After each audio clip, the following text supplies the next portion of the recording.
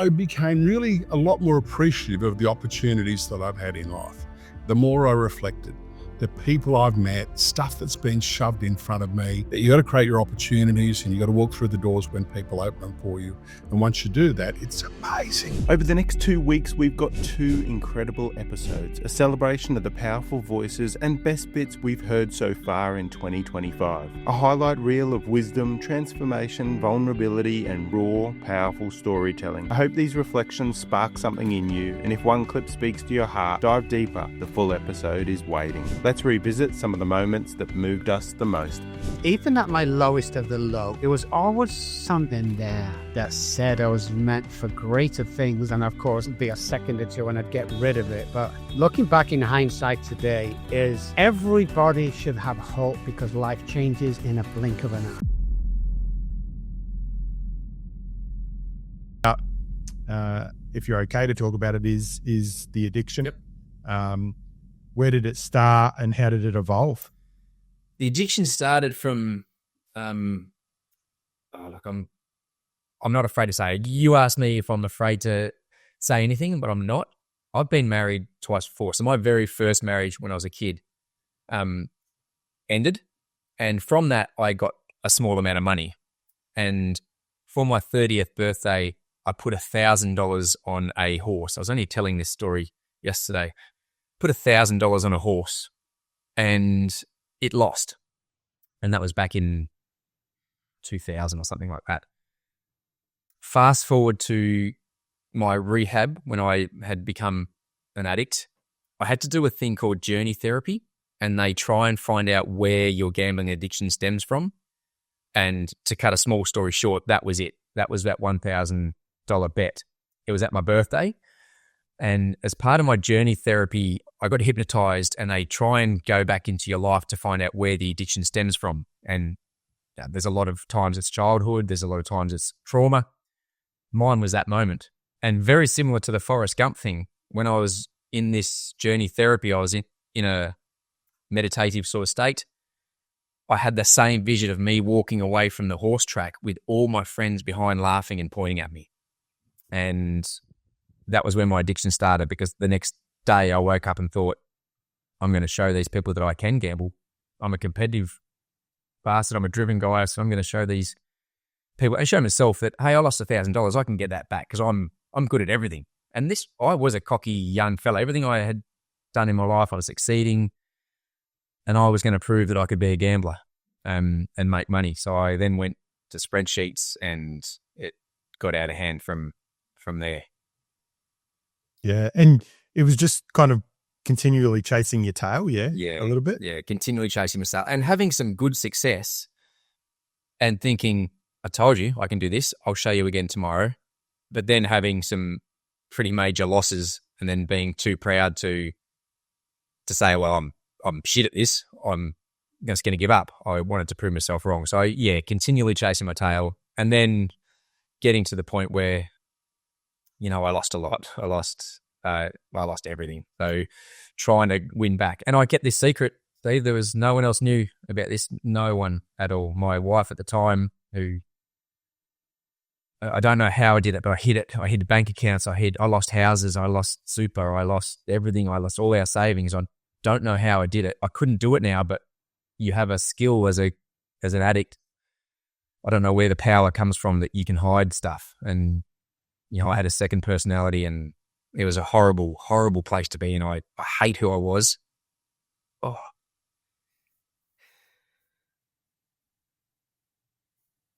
It's all right, mate. I honor you for sharing this, because, I know you do your running and you've done everything you're doing because you're selfish, right? But it helps other people. There'll be someone here that will hit them quite hard as well. And, there's power in that story. There's power in your story, because your story has actually led you to do what you're doing today, right? I really honor, and hey, we're men as well, right? And for me, I love seeing the vulnerability, because more of that actually, it can empower you, right? Yeah, it can. Yeah. And the one thing I learned is that when I was going through, I can't believe how emotional I got then.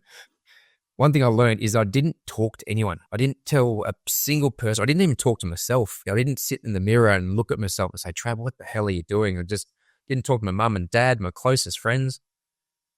And that I hate that person that was there, that was cheating, lying, but not being honest.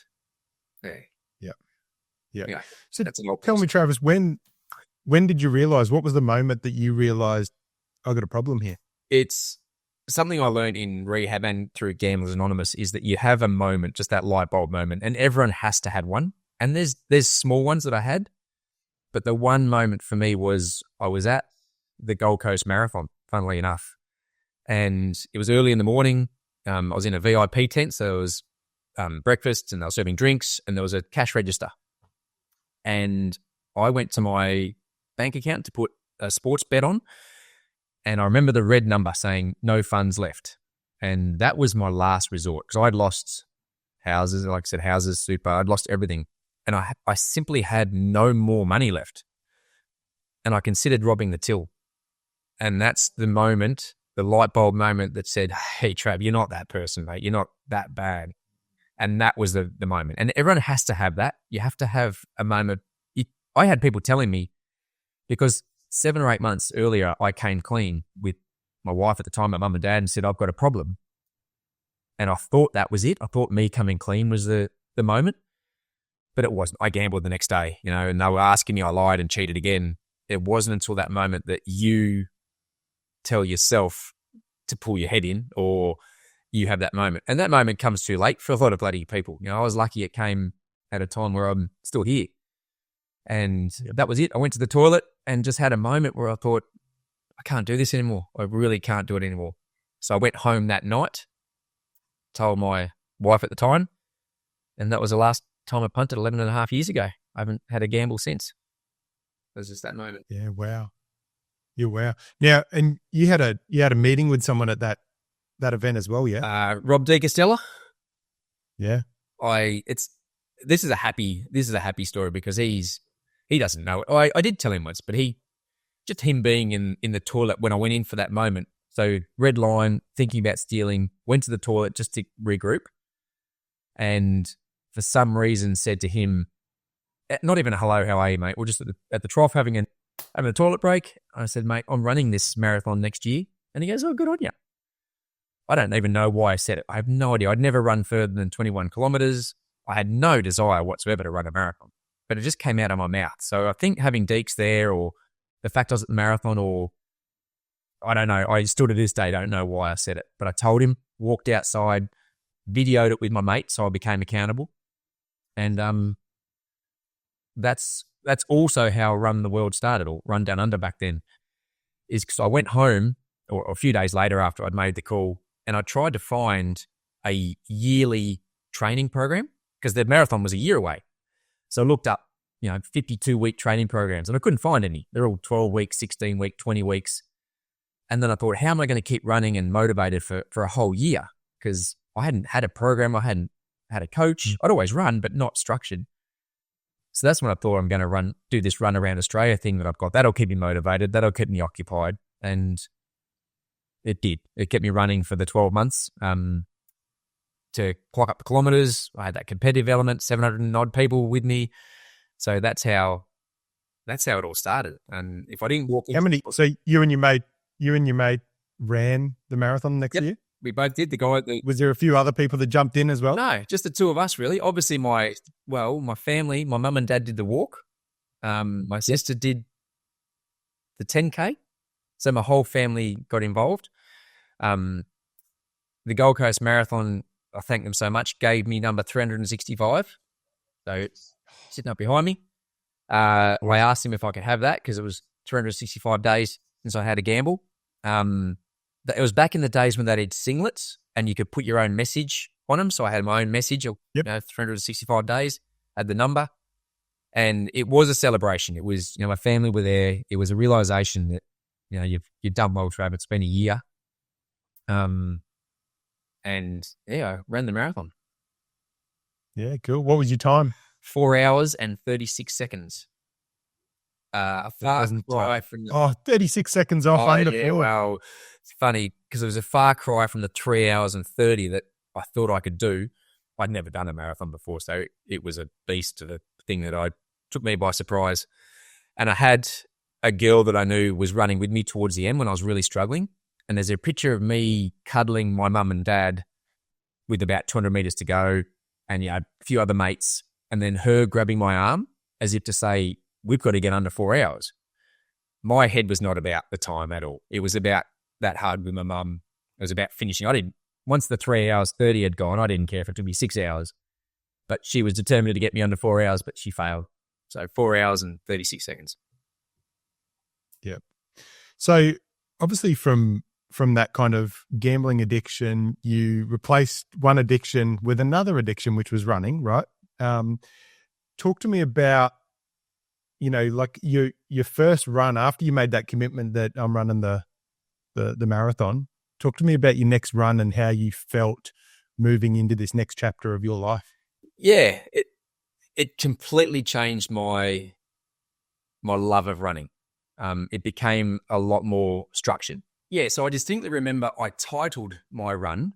So it must have been after the Gold Coast Marathon, because I remember riding 8 kilometers to pick up my car, and I'd had a few beers, so my car was somewhere, and I wrote long run.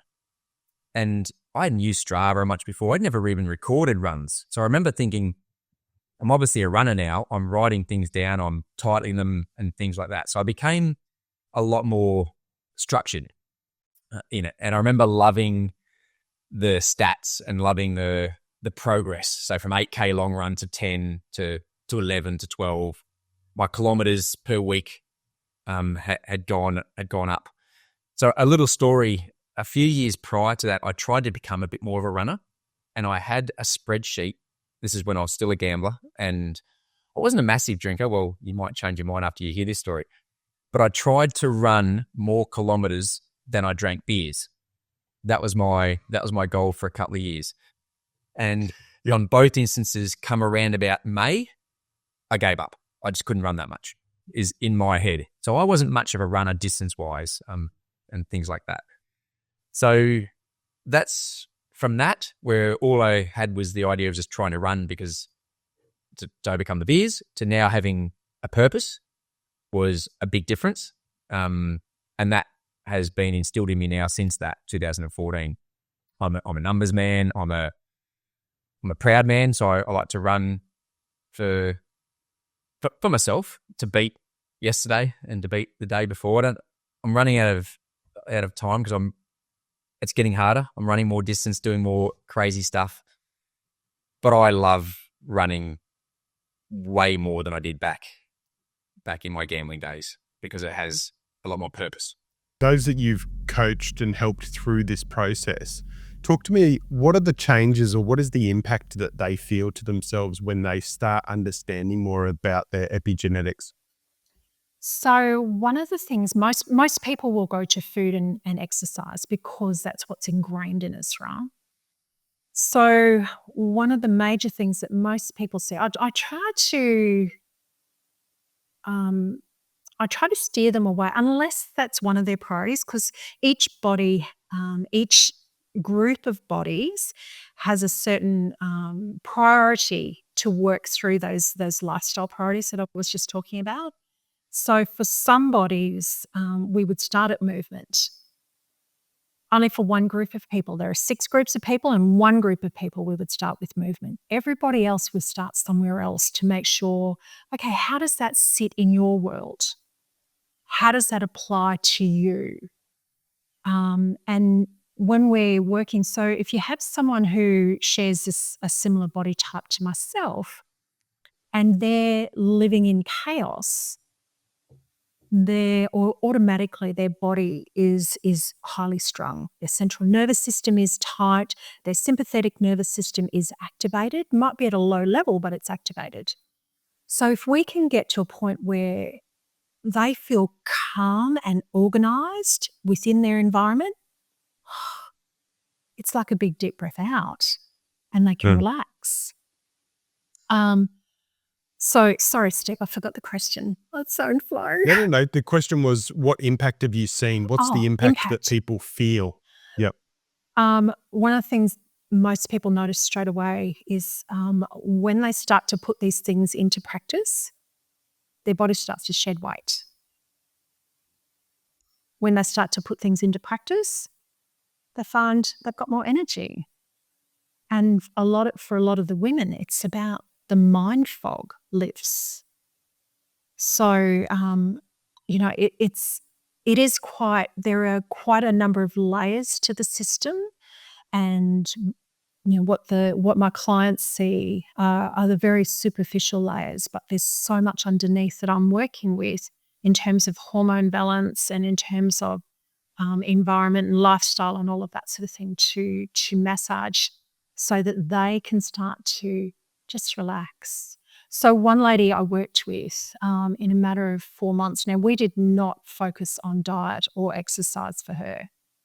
What we focused on was her being able to nurture, her being able to feel that she had enough in terms of she's got roof over her head, she's got food on the table, she's got money coming in, there's no bill stress, stuff like that. We worked on that, and because we were working on that, she had some energy. So she started going out for a walk. She noticed a boot camp, and she went, I think I'd like to join that boot camp. So she did. And while she was doing that, she didn't feel like eating the way she had been previously.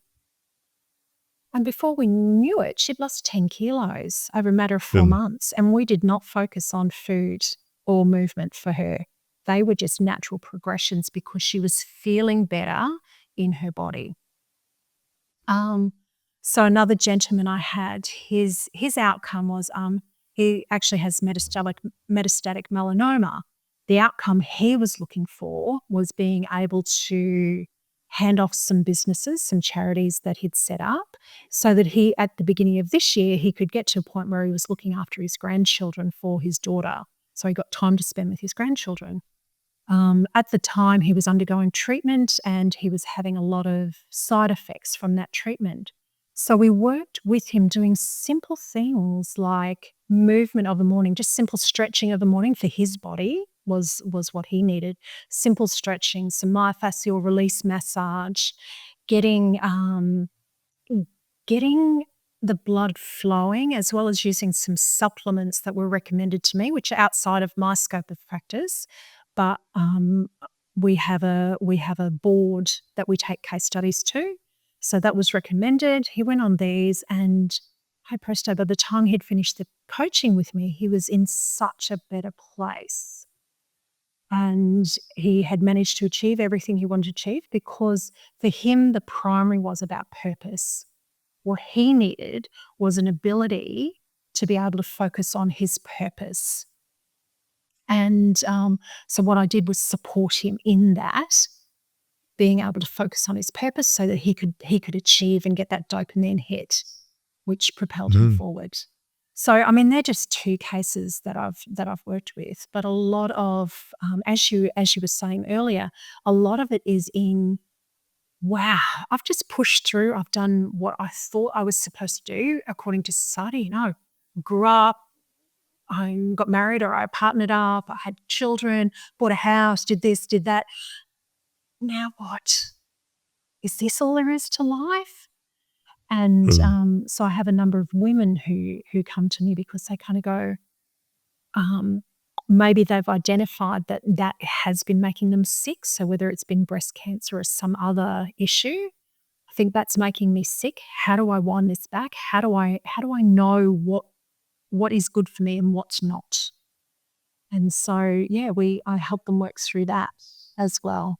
And we were talking earlier about industries and roles that we have and the pressure in life and the stress in life. And, you hear about it now. They say the biggest killer is stress because stress causes cancer. It causes, if you read up on stress, it causes heart disease, cancer, all these different things because of the environment that, your body doesn't have that recovery, and there's all those elements of stress, the pressure on the brain, the stress and pressure on the organs, and Yes. just, how you feel, if you don't recover, if you don't have that downtime.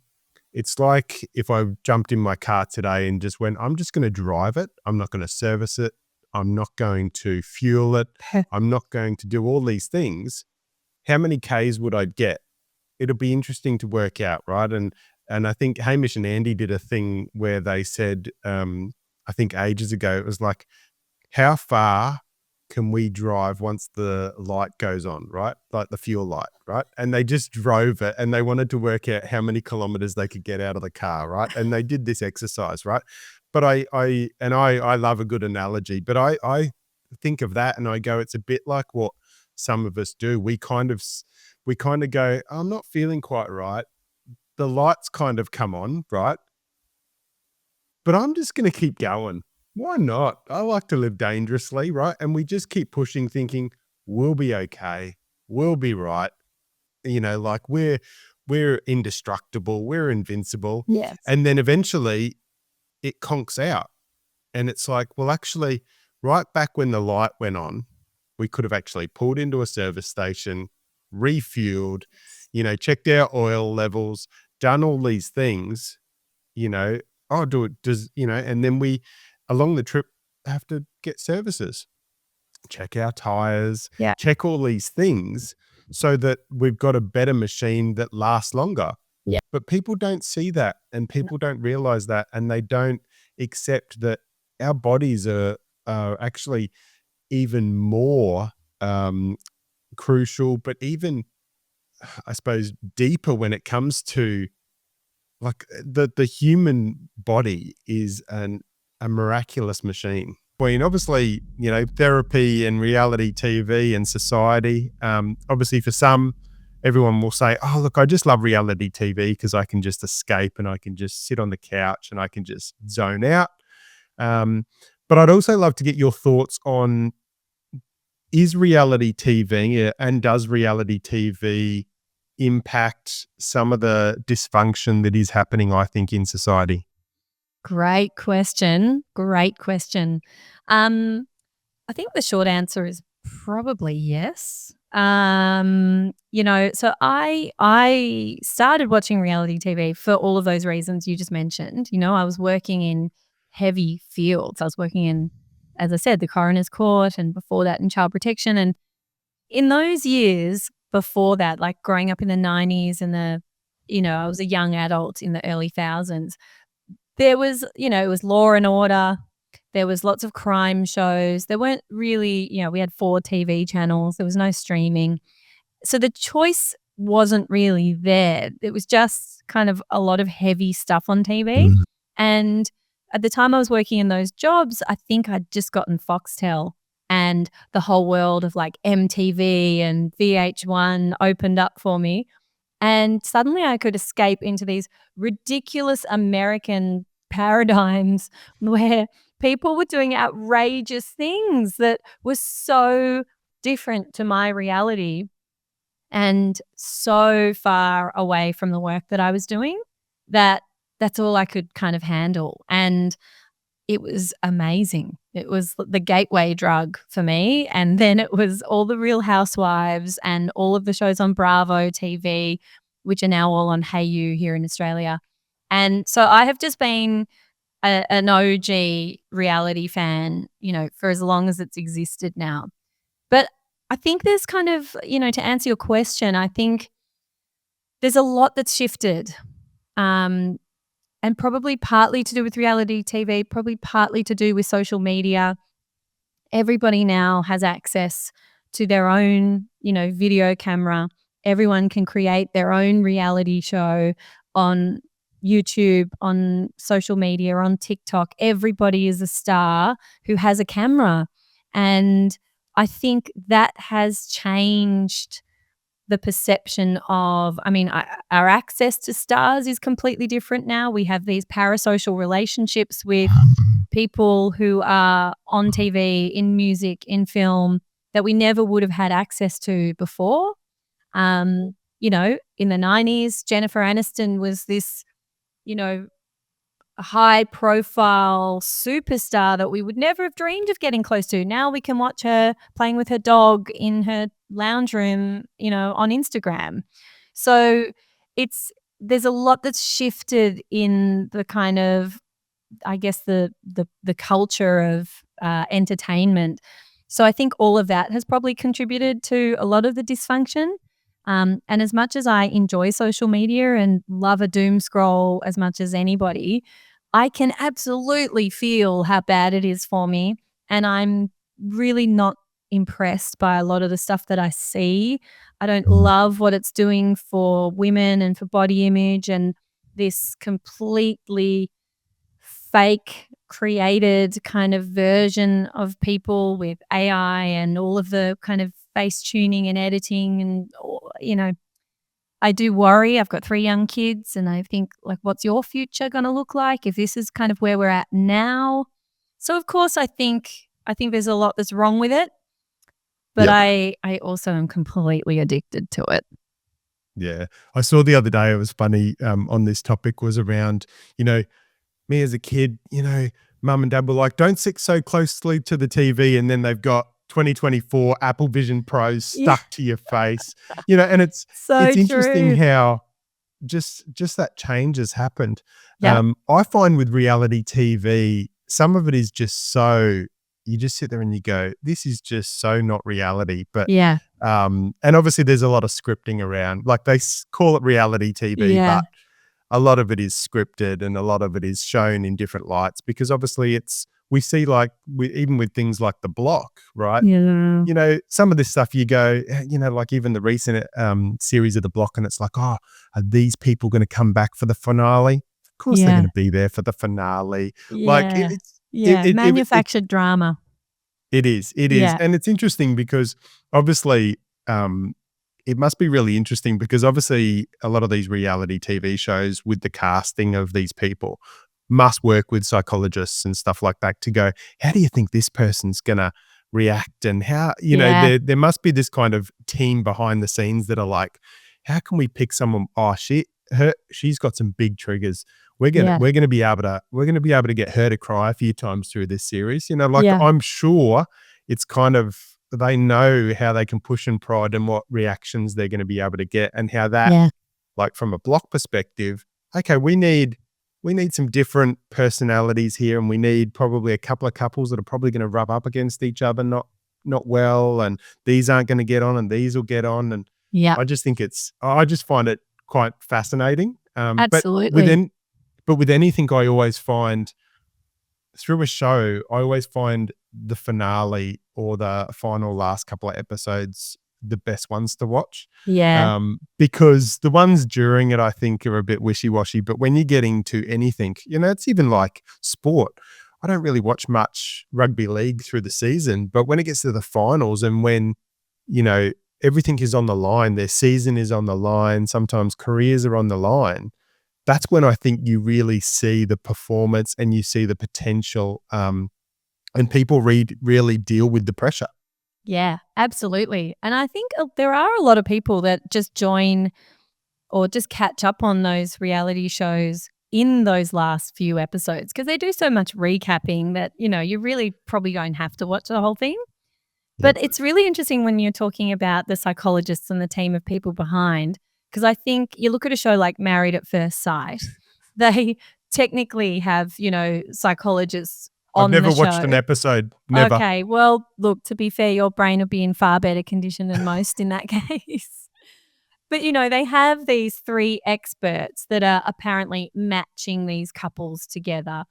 Yeah. But it's so obviously not. It's so clearly put together by production, because they're making sure they're putting people who are polar opposites. You've got a city girl and a country boy, and an outspoken person with a really quiet, shy person, a really, sexually embracing kind of person with someone with no sexual experience. And, it's like, you can just see what they're doing. And that makes for an interesting show. And it would be potentially quite boring if they actually matched people based on who's going to be the most cohesive and, calm couple.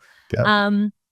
So, I think audiences are savvy enough now to see that there's so much of production in all of these shows. And we know now what happens to people when they go on reality TV. They all get a social media profile, and a lot of them are moving towards the influencer space or podcasting. I mean, how many more podcasts from reality stars do we need? But, here they keep coming. So you also question the authenticity of the majority of these people that go on the shows, because you think, well, are you here to find love? Because that's the show that we're watching. Or are you just writing this out for notoriety and fame and, being able to sell HelloFresh at the end of this on Instagram? So I think we're watching these shows differently now. Then certainly I did watch the first season and I was, loving it. It was more genuine and authentic then. But now we've got a new season next year and it's like, well, already all the drama's all over the Daily Mail. We're getting all kinds of insider info about what's happening, and it is all about the drama.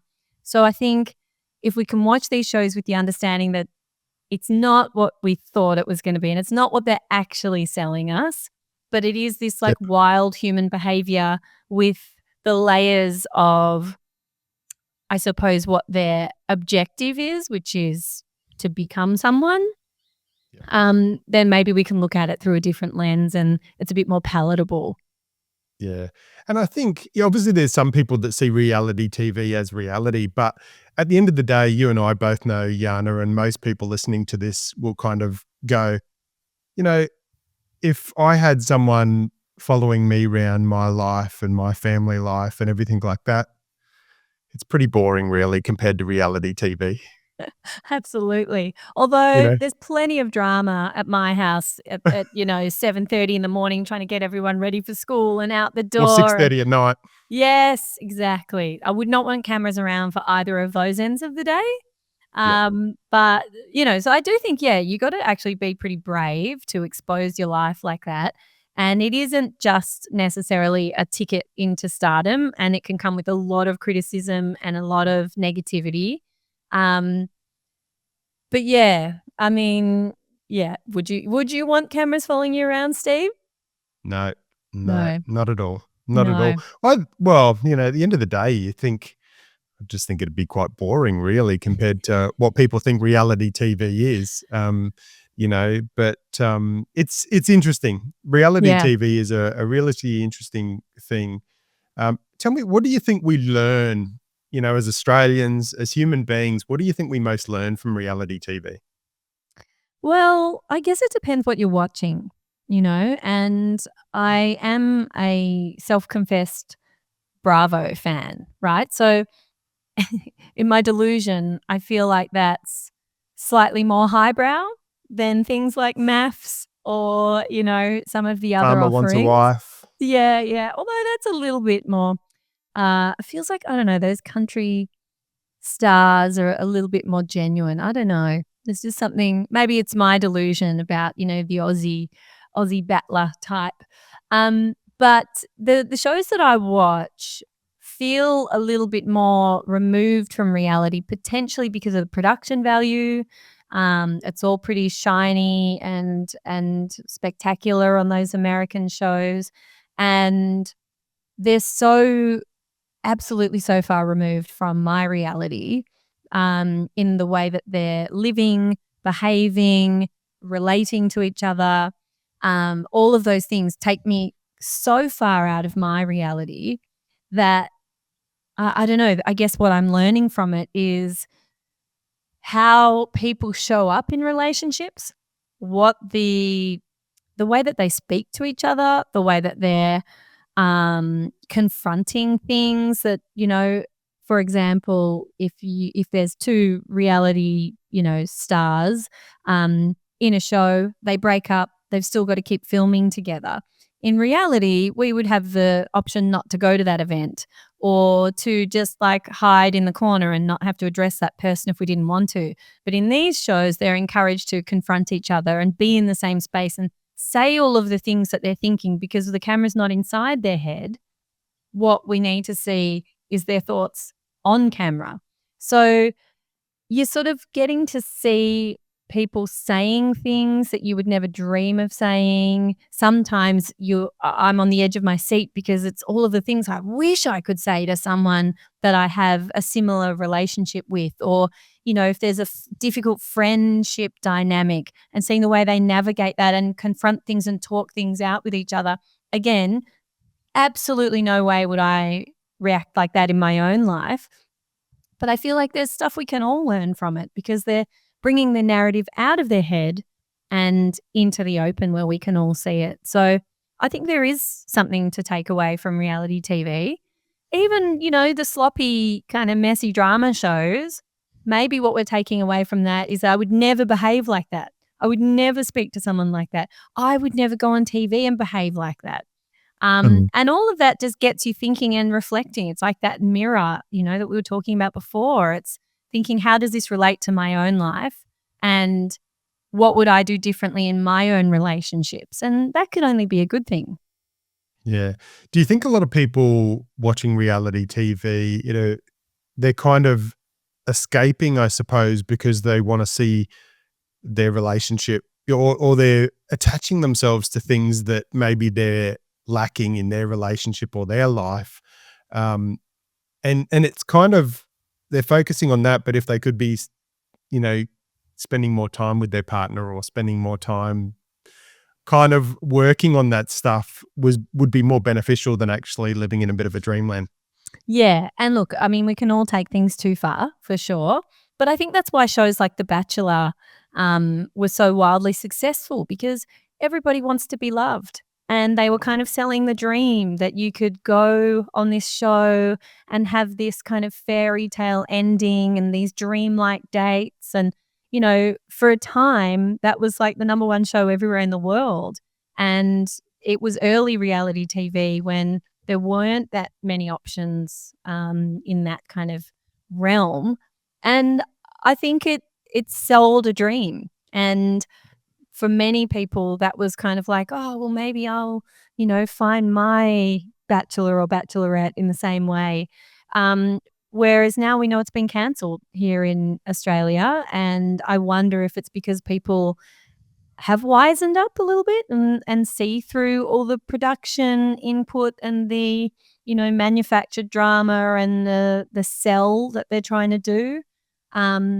Or if people have moved on and are stars in their own lives now, so they don't really need to look to the TV for other, stars and ways to kind of zhuzh up their own life because they can do it themselves.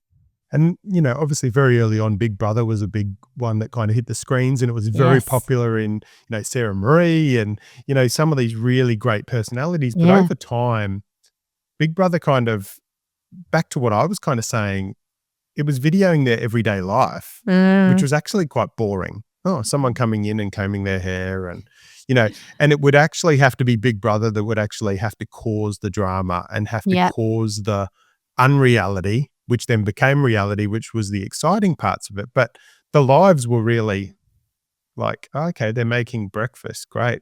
How much? Oh, he puts a little bit too much Vegemite on his toast in the morning or whatever it is, right? But it was quite boring. And I actually think that's why Big Brother's kind of very much died it was very popular and they tried to bring it back a number of times, but I just think it's lost the relevance. Well, it's coming back again next year, Steve. Is it? They're trying again on a new channel. And I don't know. I think they've had to mix it up a few times, maybe to try and keep up with the fast pace of other reality shows. But, it's funny. I loved early Big Brother, where it was just watching them sitting around I watched every and episode. forming relationships and, all of that stuff. I loved it. Big Brother Up Late, hosted by Mike Goldman, who I've had on my show. I love him.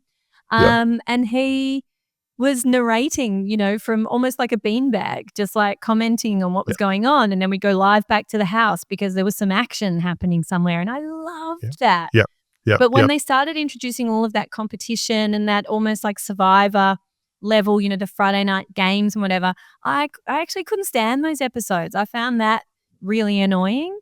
And of course, I continued to watch, Steve, and I did Yeah. watch all the other iterations. And my gorgeous friend Heidi Anderson is one of the early Big Brother cast-offs, and we talk about this quite a bit. But I loved it, and I really have hope that when they bring it back next year, that it's going to be a little bit more like the original format, where it is a little bit more authentic and less interruption from Big Brother and production, but that will remain to be seen.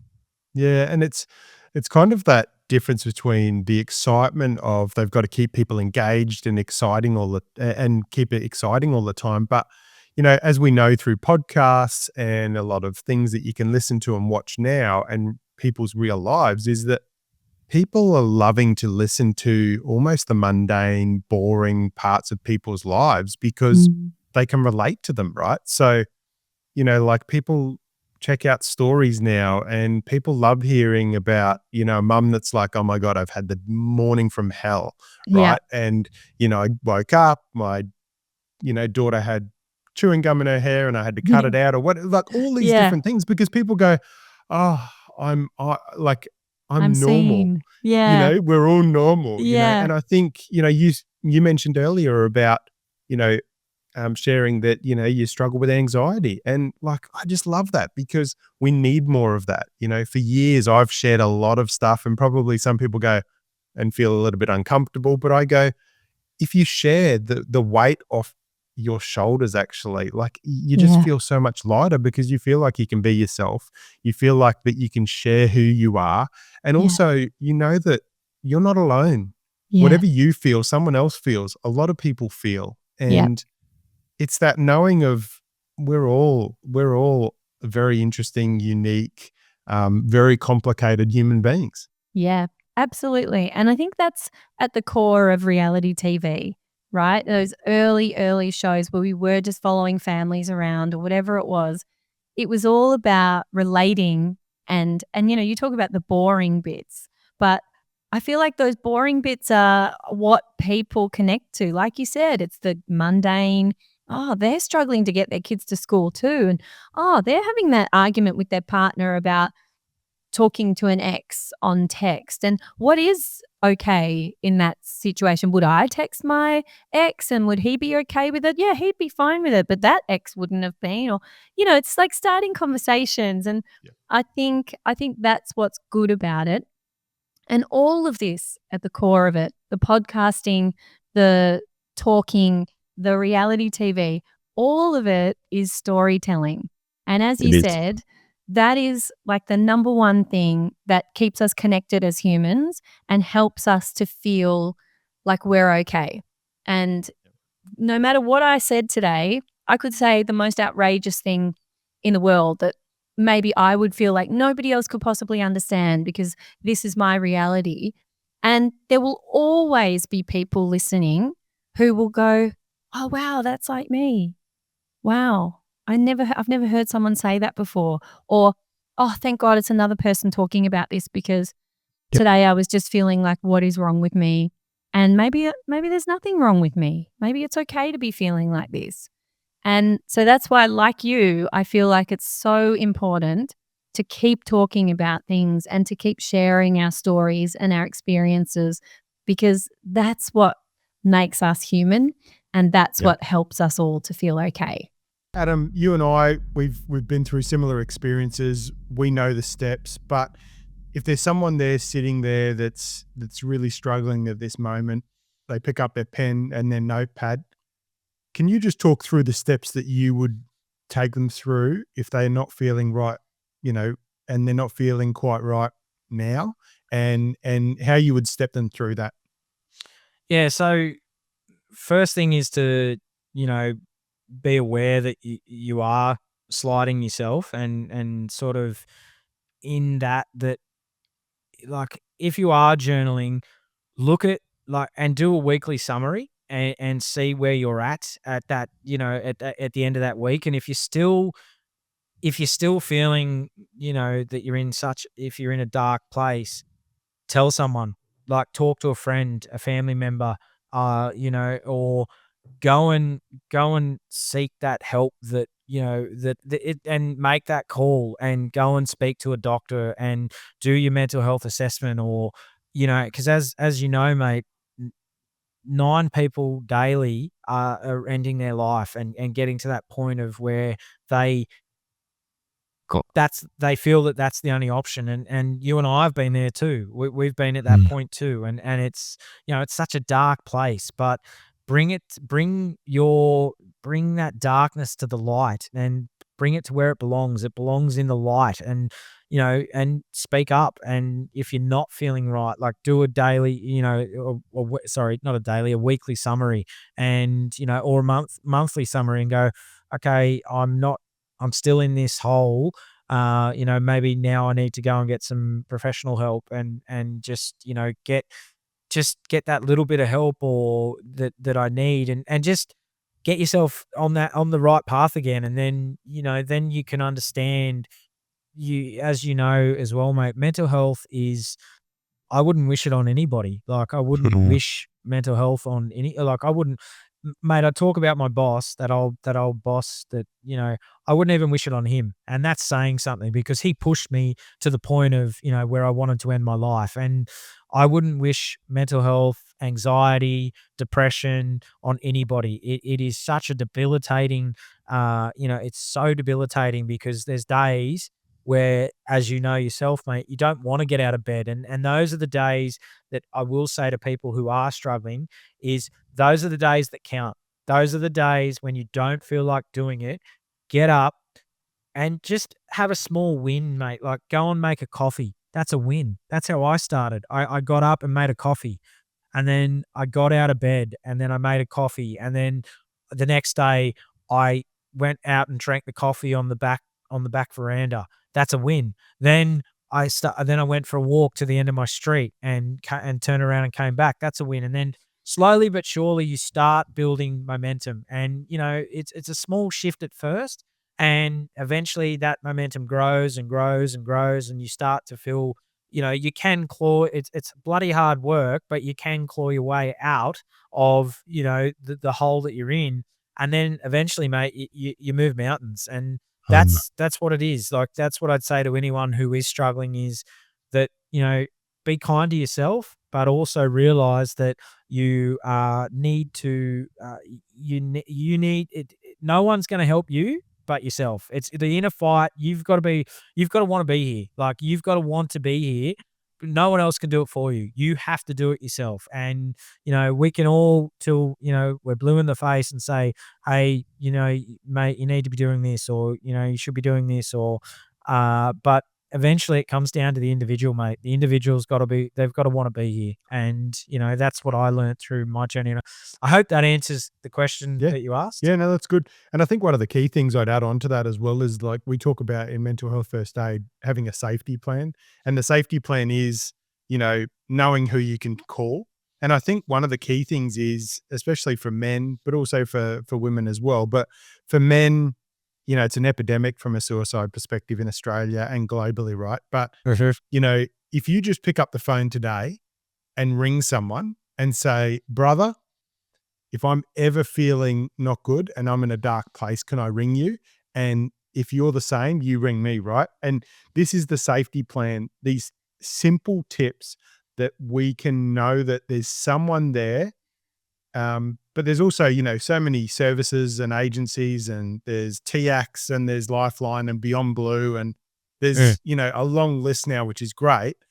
But I think if we've got a mate that we know that we can ring or message and say, I'm not good, and they'll be there, and vice versa, right? You've got a safety plan in action that that if you need to use it, it's like a tool in your toolbox. You can pick up the phone or you can send a message and say, I'm not good, and that person will be there. 100%. And it's also too, I'm going to add to that as well, because, any injury that we like, physical injury, we can see it. Mental health you can't see, and you don't know what someone is going through. We can't see mental health, and and what might be what you might deem as funny or might be triggering to somebody else. And so always have someone, as you say, mate, someone there. And I often do it with all my mates. Is I tell them that I love them, and whenever I finish a conversation, and some people go, "Oh, that's a bit weird," and I go, "No, it's not." Because at least they know that they're loved. And, and that for me, I don't care how stupid it sounds, where I go, "Yeah, I love you, mate. Yeah, I love you, bro. Yep." And because eventually we all know where the end destination is. Like, we all know that we're not going to be here forever. And, I remember last year I had it where a really good friend of mine tragically died. He was killed on a motorbike, and I was talking to him 2 days before he died. And I still remember the last conversation I had with him. I was talking to him about that my book had just been picked up by a publisher, and he lived in the US. And he said, "Brother, I'll be there. You just tell me when the book launches, and I'll be there." And he'd flown in from the US for my 30th birthday, the year before. And right at the end of the conversation, I said, "I love you, bro."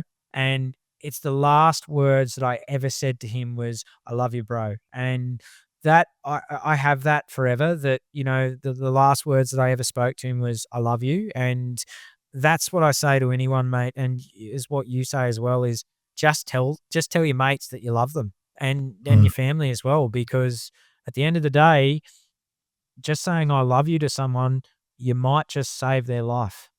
Yep. It might just be the very thing that they need to hear today. Yeah, Exactly. it's spot on. Adam, can I ask you, throughout your life, what does success mean, or what has success meant, and what does it mean to you now?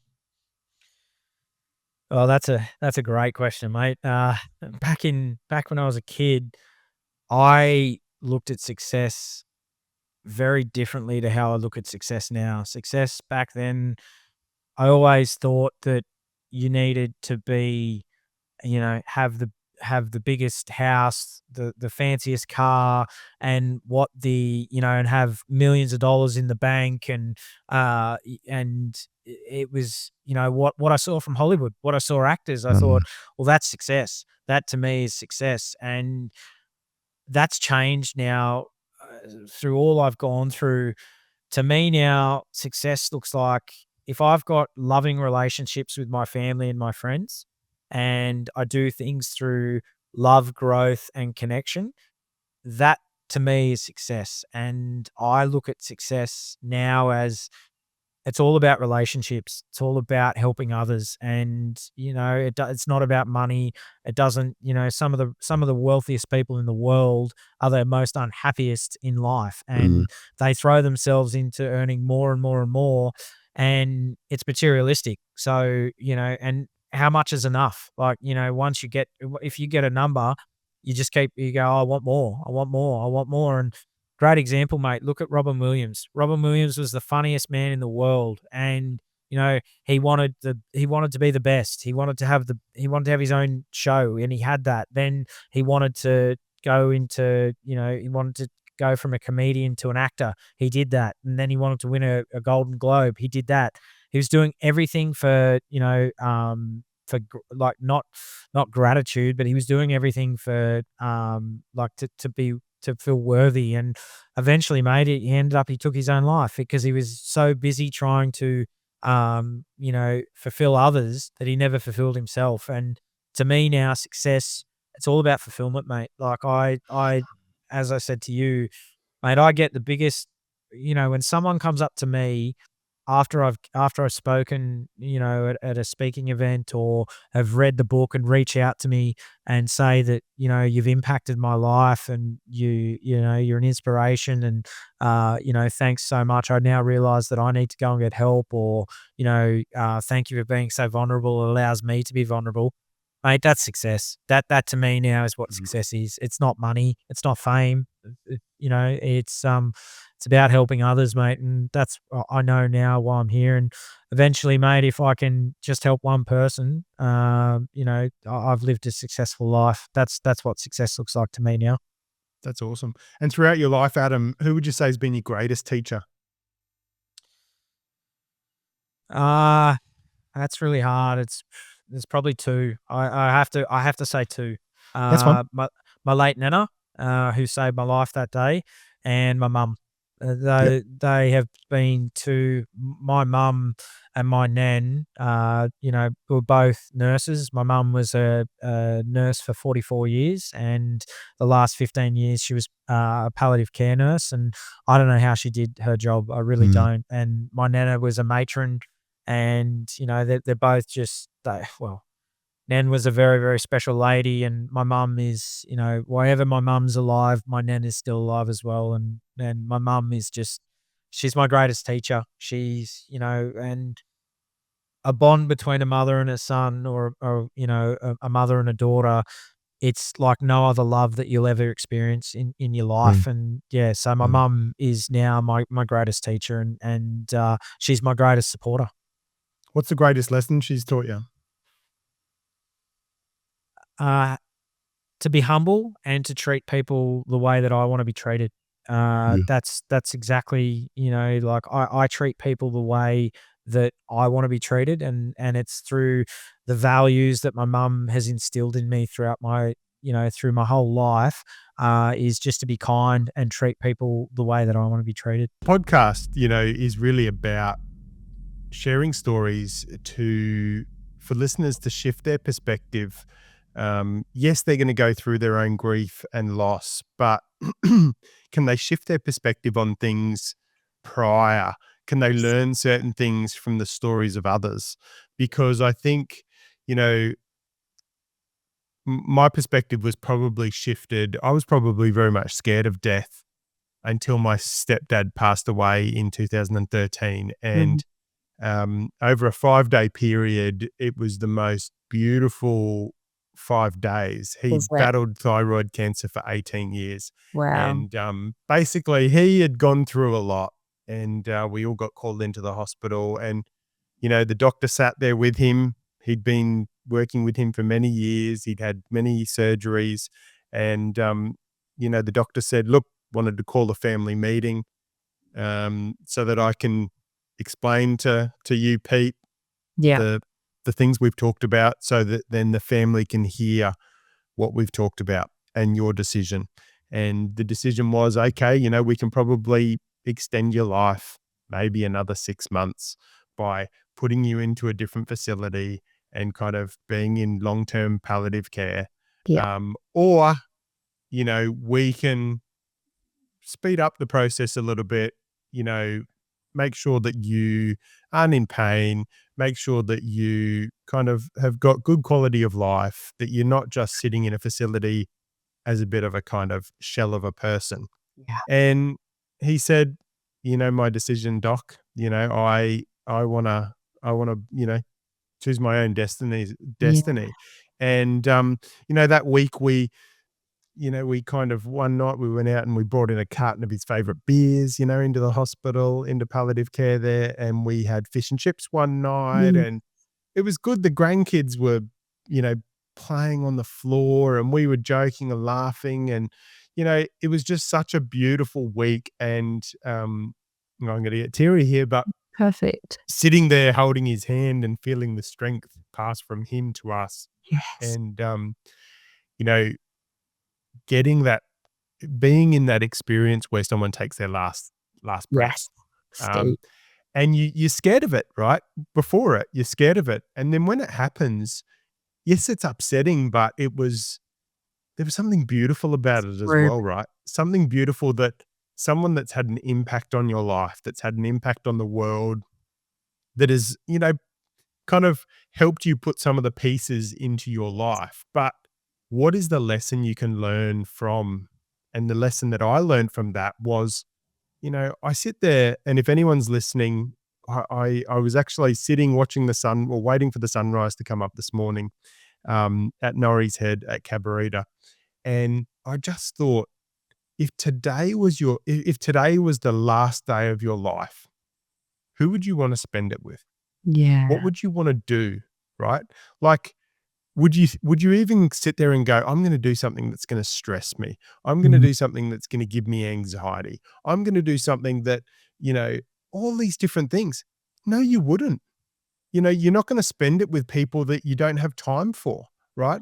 And I think, we need to start living our life one day at a time. Yes, we've got to think ahead and we've got to think, there's things that kind of come from behind. But if we approach every day as if it was our last, right, we would give more time to the people that we love, right? We would spend more time on the things that we actually appreciate, doing the things that we actually want to do, rather than, spending our days on other people's expectations, other people's agendas, other people's bullshit, really, right? Yeah. And, like, I know there's many people around the world that say, like I know Elon Musk says that, if you're in a meeting and you're just not getting anything from it, just walk out of it, right? Like, it's an interesting thing because why do we put up with so much shit? We Yep. don't have to. Yep. Right? Like, I we love can change our perspective and we can just sit there and go, no, I deserve better. I want better. Yeah. And if today was my last day on earth, how do I want to remember it? Oh, I love that, Steve. And can I just say thank you so much for sharing as well. It's so beautiful, as you said, to experience someone's death. And especially in the way that you've just shared. And I often say to people, start with the end in mind. So, like, if you can get to there, I've got an incredible, process that I take people through where it's like, yeah, you're on your deathbed. Now what? Like, looking back, what are your regrets? Like, what are you leaving behind? Who's with you? Who's, at your funeral? And if you're, bird's eye view and you're watching people, like, what are they saying? Yeah. Who will be speaking and what kind of things are they going to remember you by? I say to my often the women in business, I say, hey, ask your kids, what do you think, like, mummy, like, if you could describe mummy, what would it be? Now, I actually, we do what's called family meetings and we check in with our kids and with my hubby, and we've created a life of time freedom. So we get to do this, and even before we had this, we would do it anyway as we were starting to create and curate our time with what matters most, and that's each other and our family, and first and foremost ourselves. And we do these family meetings and we ask the kids, like, what do you, if you could describe mummy, what would it be? And then we'd say the same with hubby. And we ask them to say it about themselves too. Now, what I love is a past version of me. My kids would have been like, she worked a lot. She was never home. She was too busy. All right. Now my kids go, she's so fun and she loves dress ups and she loves this and she loves this. Now, what I love about that, Steve, is it's not going to be, I changed all these people's lives first and foremost. It's not going to be she wrote all these books or she did all these things and she created, multi-millions. And yes, they're going to maybe share that. Though if they're saying that at my funeral, that's what it's about. A life well lived. A life that created impact, sure. As somebody that, as their sovereign right, they were happy and they had fun and there was play and there was joy and there was adventure. Now, you know why, and I get so, like, fired up about it, Steve? The reason why I am truly about people, especially living a life of play and joy and fun and adventure, is especially for young girls and boys like me who had to grow up really freaking fast. Play, fun, joy, and adventure wasn't their childhood all the time. So as adults, and whether or not you experienced something big as a child, you had to grow up really quick, or you were the child that got to have that because you had stability in the home, irrespective, for what purpose as adults do we choose to lose ourselves in the chaos and the busy, and that we forget that play, joy, fun, adventure is our sovereign right, and that's what we're here for. Like, that's what we're actually here for. Yeah. Yep. And it's interesting because a lot of us sit there and you hear people saying, oh, I wonder what people are going to say at my funeral, or I wonder what my eulogy will be like, right? And we think we can't write our eulogy, but we can live our eulogy. Absolutely. Right? Because we can make the decisions and we can be very conscious around the actions, the decisions we take on a daily basis to actually shape what that eulogy is going to say. Exactly. And it's like, again, you can you can wait for someone else to write it for you, or you can just write every day. Like literally right now, you don't have to wait for a new year. You don't have to wait for a brand new Monday. Like start anytime or create a new chapter anytime. Get a new book, get a new pen and just create. And again, I can't unsee what we've seen now. I'm a testimony of it. Like I'm now living a life far different to the one that I was living. So you can literally create, curate, and do whatever the F you want to do with whatever time that you wish to choose that to do, with whoever, go wherever, and do that however you choose. Like I just, like I want to be really clear on that, because my path before could have been totally just staying where I was, and I was just willing and brave enough and courageous enough to face the woman in the arena and the mirror and go, I wonder what else I could do. I wonder what, like I talk about Ikigai a lot. I've always wanted to serve people. I love helping people. I love, being able to do that. And so my whole life I was doing that. Just it was all leading me somewhere. So I invite anyone that's listening right now, what clues has your life given you? Like what Ikigai, gems have been there all along? Like I invite you to consider, what is the things that your friends always ask you for? Or like, now, yes, we life coach now, we business mentor, we take people on the greatest journeys of self and spirit and lots of things. My whole life I was doing this. I was always the person that would sit and listen to people about their life and go, oh, have you thought about this? I was doing this as a young, 7-year-old young girl. Just, it was up to me to finally listen to the call and stop doing it as a, that's just what I do, right? And actually make it what I am actually here doing. Yeah. Yep. Yeah. So talk to me about, obviously through the shift of perspective, through, the trauma, the grief, the loss, the experiences that you've been in as a caregiver, as a parent, sadly losing a child as well. Talk to me about these days. You've shifted your perspective, you've shifted your life. What are your non-negotiables on a weekly and a daily basis that they have to happen for you to, be aligned with the person, the mother, the wife, the sister, the daughter, whatever you want to be, and you want to be aligned with that true version of yourself? What are those non-negotiables? I love this, Steve. I always answer with these 3 things. 3 S's, I call them: stillness, spaciousness, and solitude. Now, when I say solitude, SOUL, solitude, to operate in the way that I do, at the capacity that I have, with the longevity that I wish to do it, I have to take care of me. In order for me to be the best, self to myself and to my inner child, right? In order for me to be the best partner, because I'll say that. Now, having, experienced many versions of our marriage, Dane and I, we've rebirthed us a number of times. And so now it's self first, it's my relationship second, it's my kids third. And I'll tell you why in a second. So, that time for me to be that person and then be the mother and then serve the community and serve the world. Like I'm on this really big mission for what I'm here to do. And it's not what I'm here to do because I've chosen it. This is actually my soul's contract. I've been put here to do what I'm doing. Even if I didn't want to do it, I would have landed here anyway and, been doing it. I have to ensure that I have space, that I have capacity, I have stillness, because I move so fast. And again, if earlier on in the episode, we talk about I was just running, I was just racing. And what was not happening was that ability to come into stillness. So I do a lot of practice around stillness, to the point where a past version of me would have found that really scary, because that would have meant facing herself. I can go into spaces and places where I'm completely silent and it is just heaven. And I can do that for hours if I wanted to, right?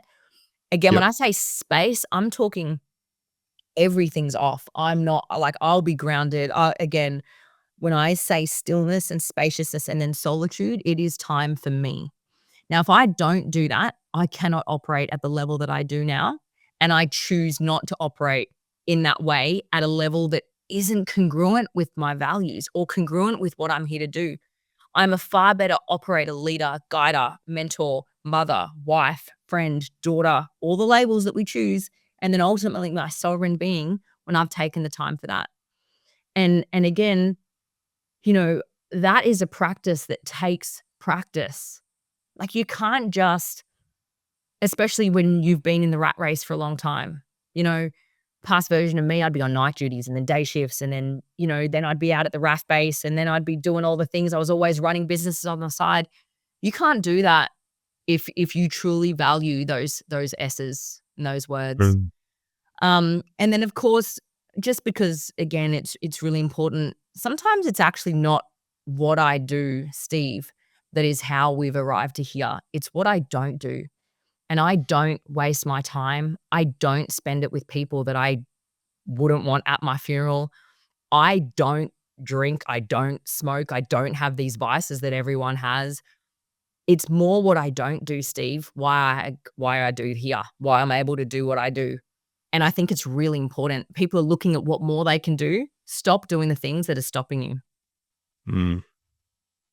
Yep. Love you that. know, I don't waste it scrolling. I'm so specific. My time, one of my mentors is Dan Martell, so he's actually all about time and buying back your time. He released a book called Buy Back Your Time. My time is actually one of my values. It's so important. Like, you know, people are like, we've all got 24 hours in a day. And I'm like, let's change that notion. You've only got 24 hours in a day. What are you going to spend it doing? So like for me, time is of the essence. Time, you said it at the start, Steve. Our kids value time. So, Yeah, they you do. know, my time as a mother is spent completely present. How can I do that? Going back to those 3 S's, I can do that completely present because I have solitude time. I am still and I have spaciousness in my calendar, in my head, in my heart, in my aura, in my place around me. You know, spaciousness even, I invite anyone listening to this, think about the space of the things that you have. I live a really minimalist life, Steve. So over the last 3.5 years, we've been just traveling Australia, traveling the world with little things. You don't need all the things that you think you need. Yeah? It's clutter. Clutter. Get rid of stuff. If you have not used it, get rid of stuff. And I mean everything. Like my mum often jokes and says, oh my gosh, when you come home, I feel like I've got to strap my bed down because you might get rid of that too. But it's a joke. Like literally, if you don't need, like if you're looking at any part of your home, your things, your belongings, your fridges, your you know, drawers, if there's anything that doesn't need to get it gone. Energy, get it gone. Talk to me about, you set up Hope School 1, which I saw when it was just, you know, the site works were being done and there was a bit of roofing on some kind of supports. We put some tanks in. Now there's Hope School 2. Yes. You've also, through partnership in Sri Lanka, there's a Hope School 3 now. Yes. And there's also possible plans, if you're called to, to open another one, you know, maybe on the western side of, the northwestern side of Bali here. So we never kind of thought we would be running schools. Years ago, there was no way in the world. I'm not a teacher. Mare's not a teacher. So we never thought we'd be running schools. But when we started to come into the villages and we started to realise that teaching English and computer was going to be a key part of helping young people to get out of poverty, we just started going from village to village, as I said before. But then we started to realise that a permanent place was so necessary, and that's why the education system in all countries have permanent schools where people can go. And so also in those travels, we've been to villages in areas. And so how do we start Hope School 1? We'd been in that area for 5 years before we started. Building the foundation. Yeah, well, we didn't know at the time. We were just going from village to village until such time as we just felt we just needed to have a permanent place. Instead of us going to them, they came to us. And the same here. During COVID, all the people who worked in this area down in the city, with COVID, they had to come back. So for 2 years, we fed them rice. We just gave them bags of rice. Every week we come up, there were people sitting around doing nothing. They had nothing. We did clinics. So now this other place where we can start, given that we get this up and running, is to the west of Bali on the north coast. We've been there a lot already teaching, just with a bunch of computers. And honestly, first time we went there, 40 kids. Second time we went there, 60 kids. And same thing, they're all just so keen. So in my heart, how are we going to pull this off, Well, one step at a time. We've got to get this running and established, and we've got to get good teachers here. So, out of nowhere, we got Julie for this school. We were sitting in a little cafe having a meal, and we heard some conversation from a table across from us. This Balinese woman who lives in this area was talking some English and Balinese and Indonesian, but I picked up on that her English wasn't bad. And we said, excuse, can we come and sit next to you? And so this is kind of how it happens. It's almost as if it's accidental. But then Julie related to us after she'd been working with us for a while that her dream from a child, 16-year-old, was that she would teach English one day. Now, she always thought she'll have to go to the city or go to the other side of the world to teach English.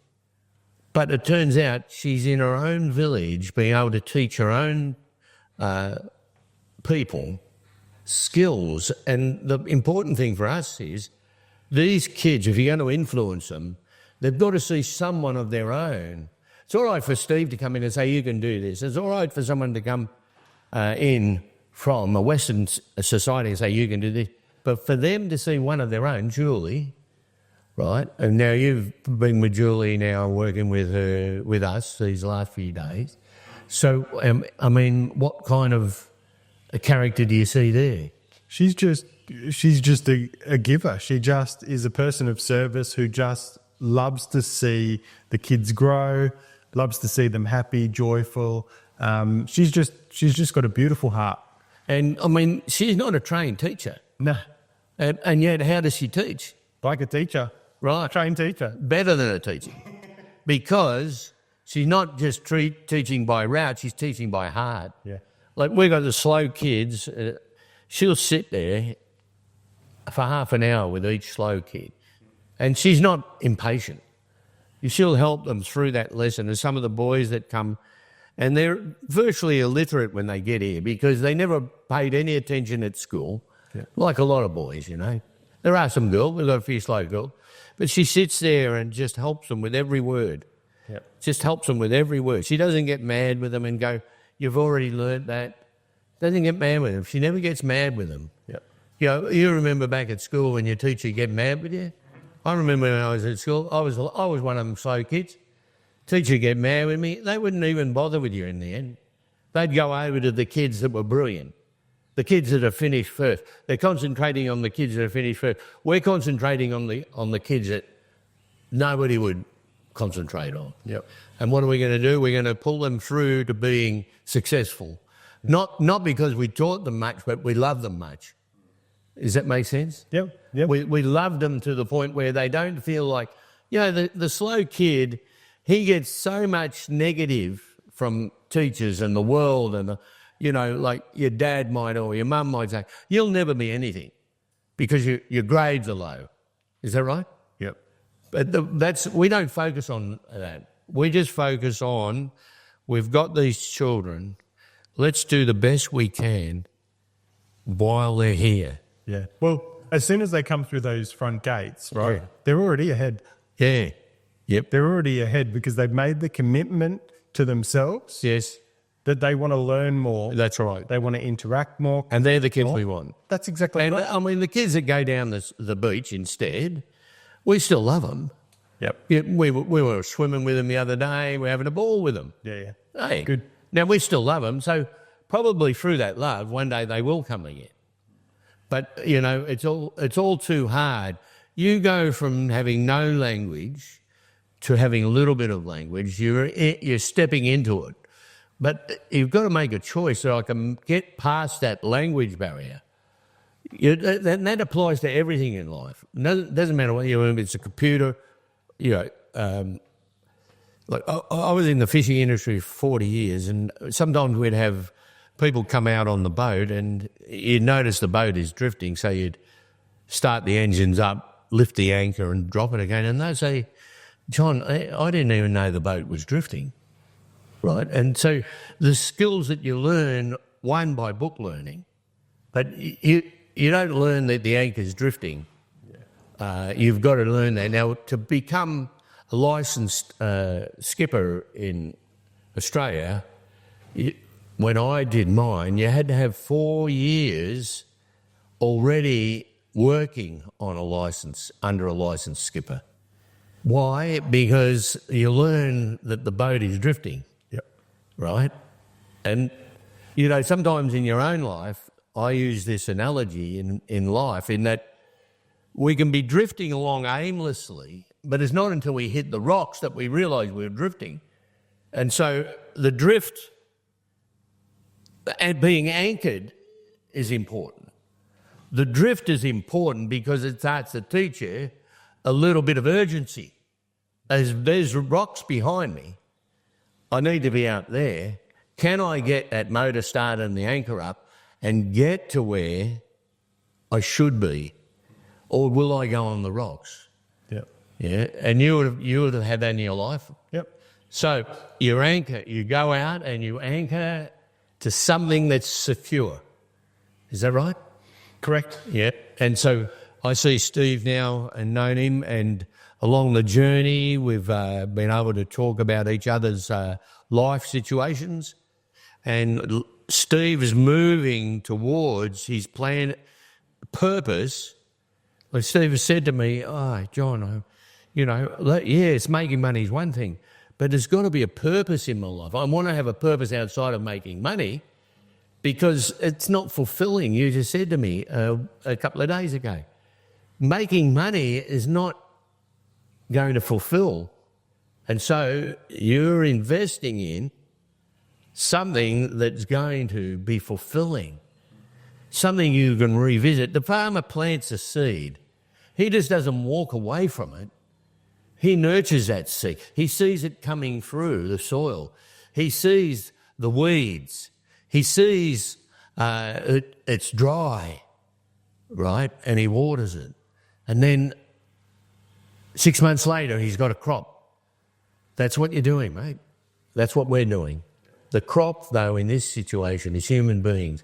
It's baby human beings that are going to grow into people of influence. And the key that we're giving them is the love. The love. If you want a community that is full of love, not hate, you've got to be able to plant love in that community. Yeah, exactly. Right? And even in your family situation, if you want love in your family, you've got to be able to plant love. You've got to be love. You've got to... And so for me, I've learned to be love. When I was younger, it was all about what I'm going to get out of it. Every day I went fishing. I didn't go fishing, to love the ocean, although I loved the ocean. I loved the whales, I loved the dolphins, I loved everything out there. But if I didn't catch fish, I didn't pay for fuel. You don't operate for long. No, that's exactly right. So there's a reality check there. You're not expecting to just do what you do without having to have a financial base. But you've got a financial base now, and you're saying, I want more than just making money in my life, because it leaves you empty. Yeah. But you come up here, you've floated here, and other places that you do that, and I'm sure you're the same with everything you do, that, you're looking for key people to love and support and to be loved, right? That's true. I know that when you come here, we love you. Mate, they love you, Well, I feel part of the family. I haven't been here in 5 years, COVID and other things happening. But as soon as I arrived, Andrew met me at the airport, who I met many years ago. And same guy. Visits. And Hair's grown a bit. Straight in, yeah, the hair's grown a little bit. But, you know, and I get a lot of people that say to me, and we've done a couple of videos over the years, but a lot of people say to me, "Oh, you're going to Bali? What are you going to Bali for?" Or, you're going to piss it up in the resorts, right?" And for me, you know, I remember years ago we spent about a week in the school, and then we went to a resort down near the beach. And I remember sitting in the resort thinking, I wish I was back in the school, you know. Now, in a few days' time, I'm probably going to say to you, John, I wish I was back. I said I might be back on Sunday or Monday. That's right. Because I'm heading to do some kind of planning and some reflection and just have some time ready before the festive season. Obviously, when this comes out, it'll be after Christmas now. But I wanted to do this chat, John, because I wanted to answer some questions. I wanted people to get a deeper belief and a deeper understanding of what yourself and Made have set up here, the authenticity that yourself and obviously your company, Provision International, does. And just to give people a bit of a taste on, you know, you mentioned earlier around, you know, how much things cost. You know, the average salary in Bali is about 19,000 Australian dollars, right? But that's average, right? Yeah. You were saying, what does a teacher earn? About 300 a month. 300 Australian dollars a month. Which is 36 Yep. a year. Yep. And just recently they've found 3,600, not 36,000. Yeah, 3,600. So look, we're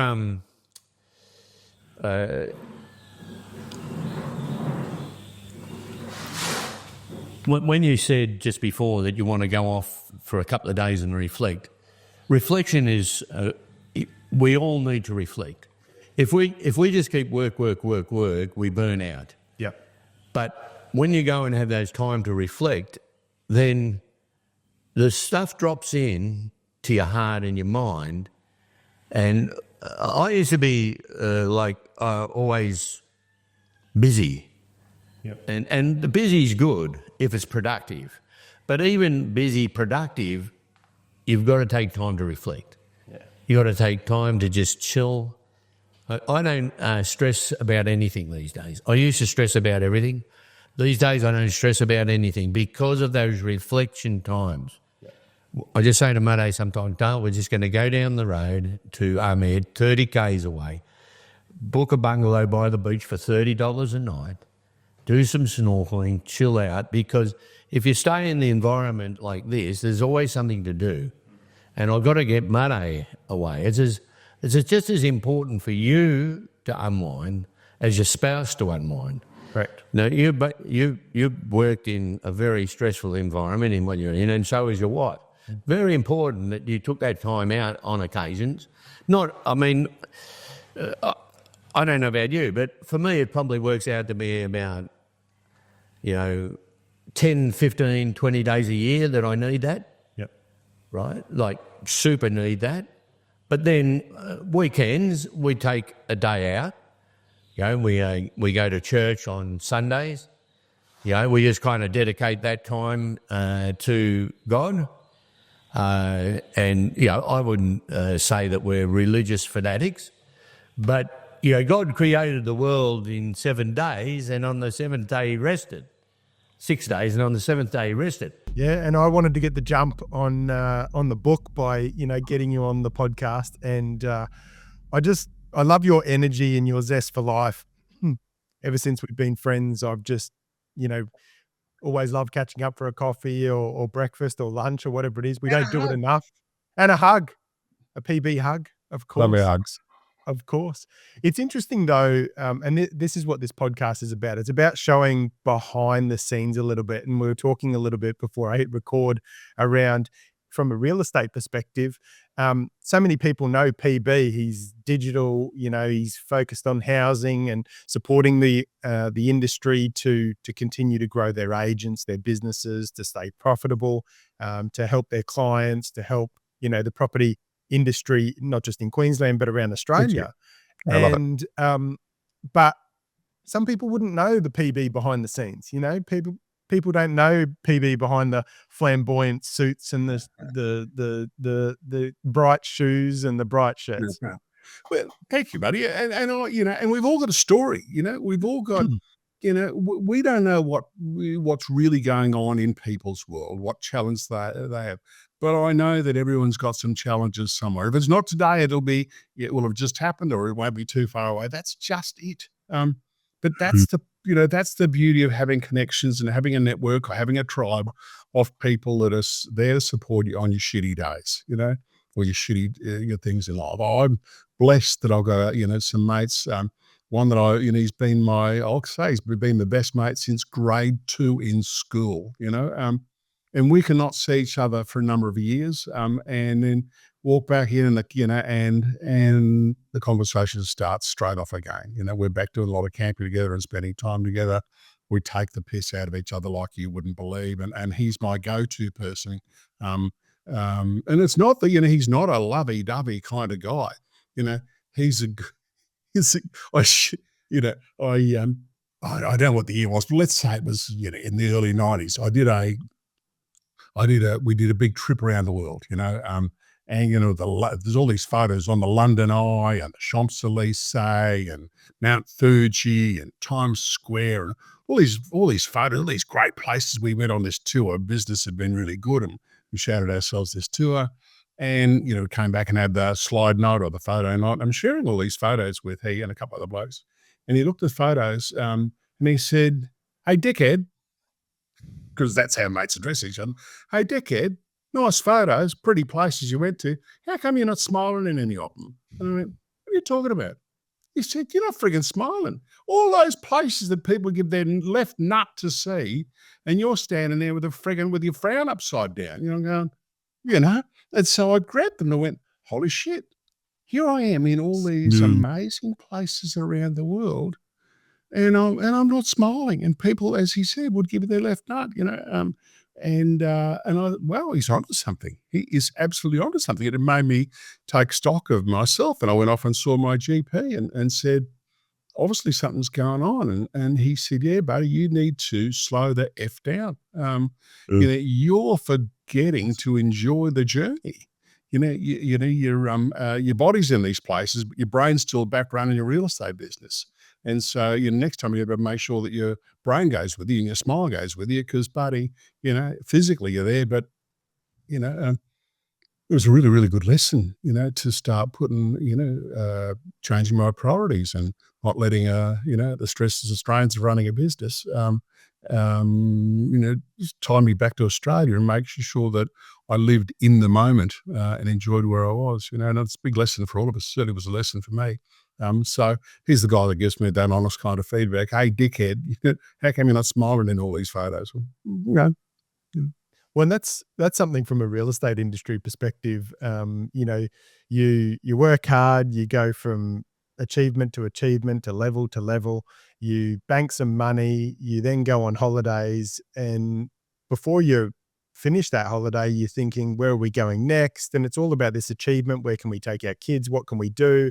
What are the things that we can tick off, right? And it's not, but I think there'd be a lot of people in life, not just in real estate, but in all organizations and living life today, that don't actually stop and smell the roses. They're already thinking about the next bunch of flowers that they're going to get. And they haven't even smelt the ones they've got. Oh, buddy. And so, and I think it's really worthwhile checking back in on yourself and asking the question, why am I doing that? Am I doing that because I'm that driven? Am I doing it through expectation of other people? I talked about expectation with the knee operations, that the expectation was that I'd be out of hospital in 4 days. The expectation, that everyone had placed on me. And so I hadn't really worked out my own expectations because they've been pushed down my throat. And I think it probably happens very much in the real estate business, or in the other business. We've got peer pressure from other people saying, if you're not at the gym at 4 a.m., if you're not writing 100 deals, if you're not writing $2 million worth of commission, are you in real estate anyway? If you don't have a new Porsche, if you don't have the latest Brett leg, are you even serious? And we're going, oh, shit, I'm a failure if I don't do this stuff. Where I think it's really worthwhile spending some time to say, what am I doing this for? Am I doing this because I want to make a buck? I want to have a good life. I remember a guy that worked for me a lot of years ago. His name was Patrick Robin Kelly. Nicest guy you could ever meet. Just a lovely human being, Patrick. I sent Patrick off to do an auction course. And he went along and I just thought it'd be good for Patrick to learn a bit about auctions. He'd been a really good real estate agent for a couple of years. His customers loved him. I sent him along just to increase his knowledge. And he came back the next day, the next morning, arrived at the office, and there's Patrick at the door with this white envelope. Okay. And he said, "Can I see you for a minute, Pete?" And I went, "Yeah." Now, anyone in business, in leadership knows when someone's standing with you with a white envelope, it's generally I'm finishing up. It's the resignation. I'm thinking, oh, shit, it's happened, Don't need to lose Patrick. He's a nice guy. And I said, "Come on, Patrick, sit down. Let's have a chat." And I said, "What's going on?" He said, "Look, I went to that training course yesterday and the trainer said, I'm going back a lot of years. He said, if you're not at $110,000 a year, you're not serious." And he said to Patrick, "I wouldn't get out of bed for less than $110,000 a year." Let's say we might be talking 1985 or so. Big At the money, time, it was a 110 lot of back money. then. Yeah, exactly. It was good money. And Patrick was earning maybe 65 or 70 or something or other. And Patrick said, "Oh, geez, I'm not writing that kind of money. Oh, obviously a failure." And so he came back and he resigned. And I said, "Patrick, can I just tell you, number one, I was actually running that I was chairing that particular organisation at the time, and that trainer, we were paying him $55,000 a year. And that idiot was telling people, if you're not earning that, I wouldn't get out of bed for less than $110,000 a year." Needless to say, that trainer didn't last beyond that afternoon. We kept Patrick. I sat down, I said to Patrick, "Patrick, do you love what you do?" He said, "Oh, Peter, I love working here. I just really, really love it." And I said, "Do you think your customers love what you do?" He said, "I think so. I always get good feedback and reviews and stuff." And I said, "Do you think the management here, do you think we appreciate it?" He said, "Well, you seem to." And I said, "Patrick, that's all that matters. Don't worry about some flashy bloody bullshit auctioneer trainer who's put all this expectation in your throat. Buddy, there's your desk.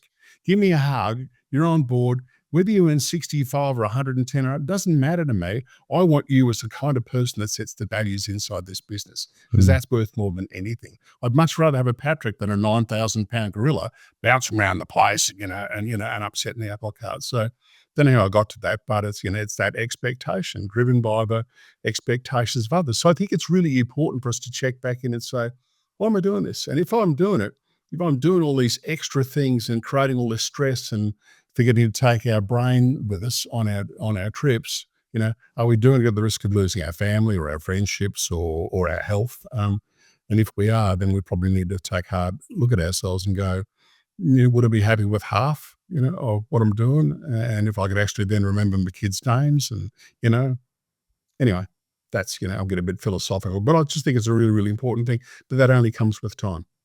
Yeah. Now that year that was your, what did you put it as the Queen said? And it's horribilis. Bad, Yes. horrible year. Yeah. You're a fan of the Crown, aren't you? Well, Mum, it's funny. Mum was awarded a Silver Jubilee medal by Queen Elizabeth for her services to the community. And in fact, here it is. Here it is. It exists. It lives. That was presented to Mum by Queen Elizabeth, by Her Majesty the Queen, from Buckingham Palace in, I don't know, lots of summers ago. And so, I don't mind a bit of, whilst I'm a bit of a nonconformist, don't mind a bit of, bit of the old royalty and the, bit of discipline doesn't hurt us all. Yeah. So that year, obviously a good thing that's coming out of that is that you've got a book launching, and was that the inspiration that year? Was it just you reflecting? Probably, Steve. I sat down, I thought, how do I get some of this stuff out of my system? Probably a couple of things that inspired the book.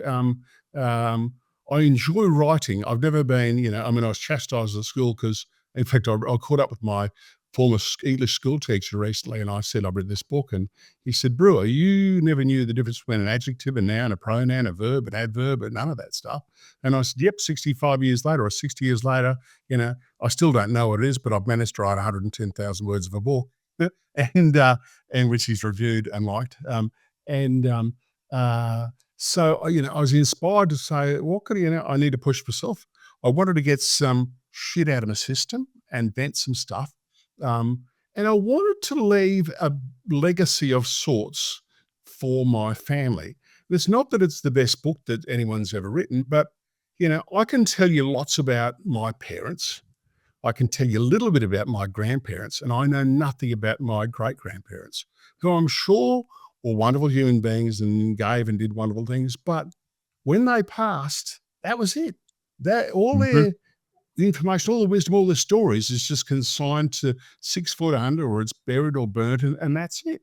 And I think we've all got stuff to share. And, I love my grandkids, and I want them to know a little bit, and my kids, and I want them to know a little about what drove their crazy dad or grandfather or great grandfather.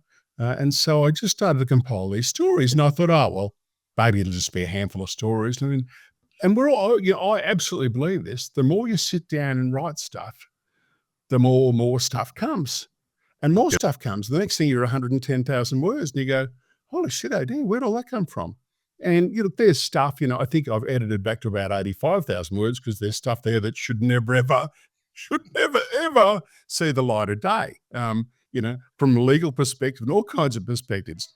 But shit, it was good to write it, Steve. It was amazing. It was such a good, the word cathartic gets used a lot. It gets, but it was so cathartic just to get some of this stuff out of my system. I used a bit of license in some stuff, because, good storytellers do that.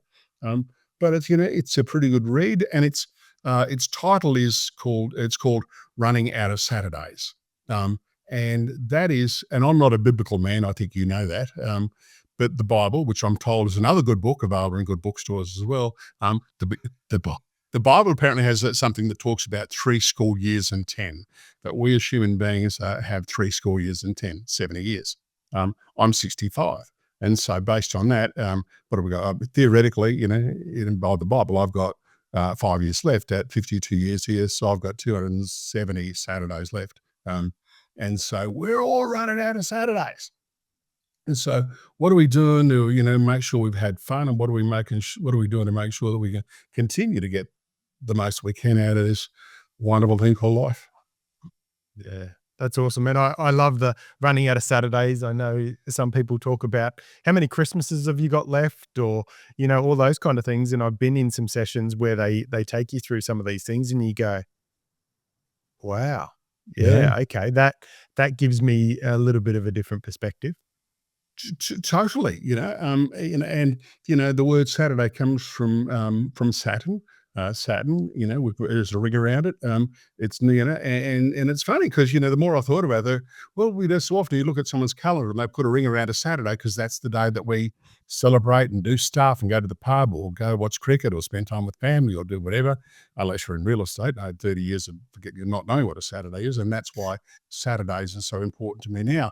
I've never heard anyone whinge about having Saturday-itis. Mondays, yeah, but no one ever complains about, that's Saturday-itis, but we get Monday-itis. So Saturday's such an important day, and it's got more importance to me as time goes by. So that's what inspired the book. And I think all of us have got stories in us that should be told, and each one of them, there's something, there's a lesson in everyone. I think the book has got maybe 65 short stories in it, but each one of them comes with a lesson, and I'm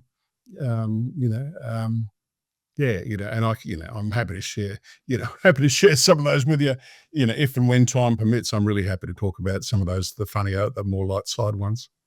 Yeah. Talk to me when you were doing those, writing through those, and really it's journaling, right? And I love journaling, right? You're journaling your thoughts, you're reflecting, you're getting it out on paper, you're getting it out of this big thing, right, onto paper. Talk to me about some of the things you learned about yourself going through it, things that you may not have known. I learned that I was a shit typist because here I am on this computer, 2-figure tapping away, That's why it hurts so much editing from 110,000 words back to 85, because I'm going, how many mornings did it take me to type some of this stuff? And now I'm just going backspace over it. I think I just learned there is, look, there's all kinds of things. I learned, wow, I became really a lot more appreciative of the opportunities that I've had in life. The more I reflected, the people I've met, stuff that's been shoved in front of me. There's one chapter, it's called, my sliding doors moment or something or other. And it was, creating opportunities. And it was 2009. And you and I have been to conferences in the States. And I went to the NAR conference in San Diego. And I particularly went along to see a guy called Jeff Turner speak. And I'd only ever followed Jeff in social channels. I'd heard he was a bit of a rock star in the digital media space, particularly in real estate. And it cost a fortune to go, but I flew to San Diego and I wanted to see this session called Agent 2.0. And I sat there at the back of the room. There's about 2,000 people in the room. There's 24,000 people at the conference, but 2,000 people in this room. I'm sitting up the back. I've got my notebook. They're just getting ready to go on stage. And I thought, you've come all this way to see this bloke speak. It's about 30 steps from the back of the room to the front of the room. You've come all this way, mate. Why don't you just take the 30 steps up the front and go and put your hand out and say good day, or are you just going to sit there and take notes, record the session, go back to the airport and fly home? And I went, but it's that thing, I'm meeting your heroes. Will he let me down? Will he say, piss off, Aussie? Who the hell are you? What do you want? I didn't, Anyway, I just thought, you'd come all this way. So I walked to the front of the room before they started the session. He was there on stage and I put my hand out and I said, g'day, Jeff, Peter Brewer from Australia, Brisbane, Australia. Just want to let you know I'm really looking forward to this session. I've come a long way. You've got a stellar group of people. I can't wait to hear what you guys got to share. You could feel the warmth in his extended handshake to me. He said, well, I really, really appreciate that, Peter. I haven't got time to talk now, but I'd love to continue the conversation. Mate, get a comfy seat. Why don't you sit in the front here with my partner and other people? Move from the back of the room, and please come and see me immediately after the session, and let's have a chat. Which is exactly what happened. At the end of the session, I thought, he's just talking bullshit. He doesn't, really, he won't want to spend any time with me. I've got the photo. We took a photo afterwards. We've become the best of mates. And I was, I had he's living in Buenos Aires for the next month, and I was on a Zoom with him here yesterday talking about life. And what's key about that is, I call it a sliding doors moment because I could have sat at the back of the room and done nothing, or I could have created the opportunity. And I created the opportunity. And I thanked him, many times I thanked him. And he said, Peter, I did nothing. All I've done, because what he did was open doors for me in America to get a profile over there, to meet some great people, to speak there, to become an ambassador for the Inman organization for 10 years. And I kept saying, thank you. And he said, mate, I just opened the doors for you. You had to walk through them. It was totally up to you to walk through. And I think there's a really good message in there. A long way to get to that point, but I think there's a really good message in there that you got to create your opportunities and you got to walk through the doors when people open them for you. And once you do that, it's amazing what's out there. Or you could sit at the back of the room, take the notes, go back to the airport, jump on the plane and go home and say, that was nice. Well, I chose to be above average. I chose to go the extra 10% just to do that little bit more. Does that make sense even? Talk to me. Obviously, there were people in your life that doubted your decision to be a pro wrestler. Talk to me. How did you deal with that skepticism? Well, at first I didn't tell anyone. But now when you were a kid, Scott, did you had a time where I'm going to be a pro wrestler, right? Like, surely when you were growing up, there would have been times when you were like, I don't think I did. I actually kept my watching and being a fan of pro wrestling from anyone. I didn't tell any of my friends that I was. Maybe late high school, I told one or two people, but I didn't tell anyone that I was a fan of pro wrestling. I was a closeted pro wrestling fan because it was there's definitely a stigma behind pro wrestling on it's fake and stupid and this and Hulk Hogan and blah. But so I didn't deal with it when I was younger, mostly because of that skepticism. I didn't know how to handle that or deal with that. But I feel like as I've stepped into professional wrestling, I've also stepped more into adulthood in my life and figuring out the person that you are. And the person I figured out I am is someone who I don't have time to care about people who those that mind don't matter and those that matter don't mind. If it's really that difficult to do, I don't have time for you. I'm sorry. But my friends, all my childhood friends, have all really come around to it, which is mad. They send me every wrestling video that comes across their feed. They come to shows and stuff. I think my parents still coming around to it. Yep. I think they still don't totally understand what I'm trying to do with it. And fair enough, they're blue collar country folk who had to work for the house and the kids and all that, and I've really had to like climb the economic ladder, so to speak. And it comes from a place of love of like, hey, are you gonna like start saving up to get a house? Where's the girlfriend? Where's the wife? And that's fine. I understand it comes from a place of love that they're kind of suggesting all these things. But I think in dealing with the skepticism, you kind of just gotta like say fuck it. So no, who cares? I'm going. Like this is the thing that I'm doing and I'm going. And I think also another big thing of it is finding like-minded people. And when at Pro Wrestling Academy, at Pro Wrestling Australia, we're all in the same mindset. You find people who are just like you. And you thought you were the rare one in high school that wanted to be a professional wrestler. No, this place is full of, you're not special here. Everyone wants to do what you're doing. So when you find like-minded people like that, it's like you are who you hang around type of thing. Yep. In your wrestling career, what's the biggest setback you've had to face? I broke my leg. So I was living in Newcastle, and my life wasn't going so well. I'd been out of university. I had some life stuff happen, some breakups and some lost friendships, and very lost in my life. I think I didn't really know what to do next. And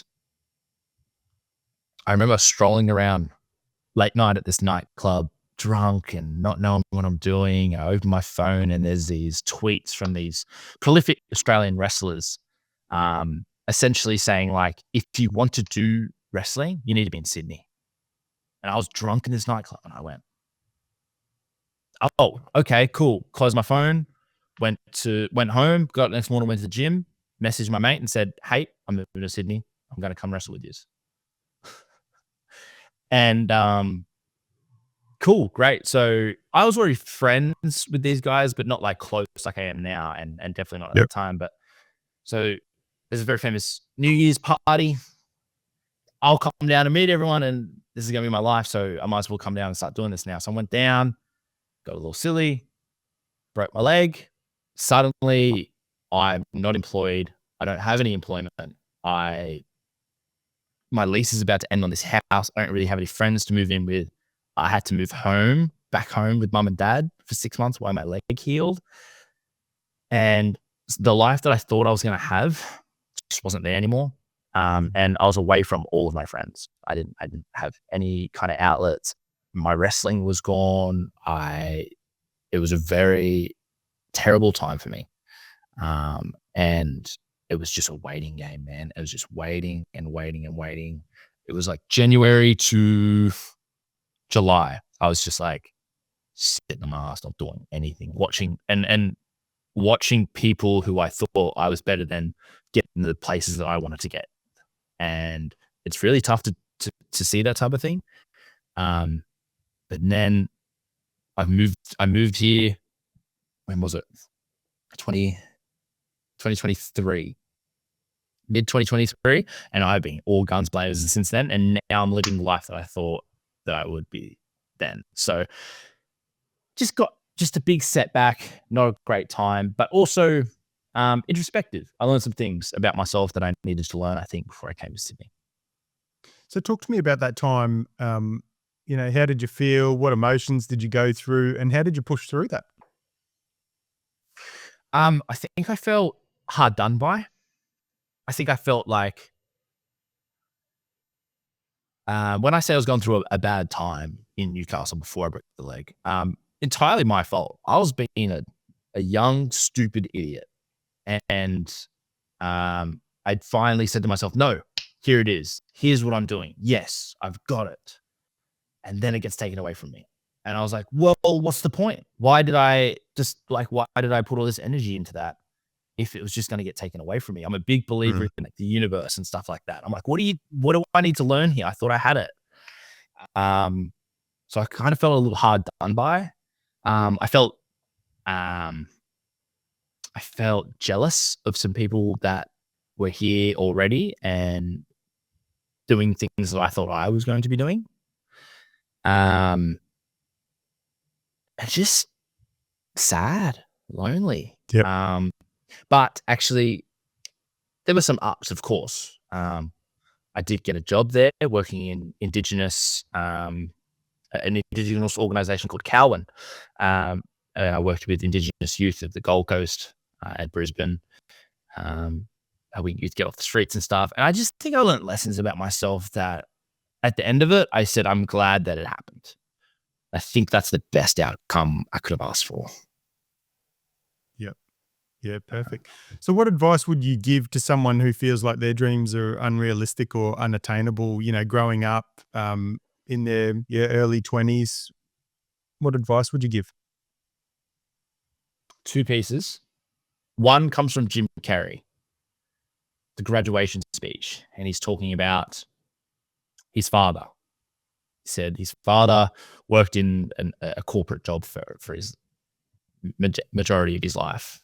And he didn't want to. He wanted to be a musician or something. But he said, no, this is the sensible thing to do. So he worked in this corporate job. And then after like 30 years of working there, they laid him off, just fired him. Said, bye, thanks. Thanks for your 30 years. You could fail at what you don't want to do. So you may as well give it a crack on what you do want to do. Yeah. Yep. Another thing is something that always just buzzes into my head all the time. And it's, what if? Man, what if, like your craziest dream, like what if? You don't know. No one knows. Yeah. And like something that I'm now figured out now with wrestling and stuff is chasing the thing that you really want is just going to put you in good positions. And like the friend group that I have now and the partner that I have now and the things that I get to do now makes me emotional and makes me like, I don't deserve this. This is so amazing. My life is awesome. I say it randomly all the time. It's like, my life's great. I'm having so much fun. Got so many friends. Life's good.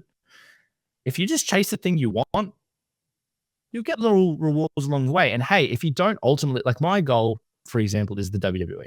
I want to go to the WWE. I want to be in America wrestling.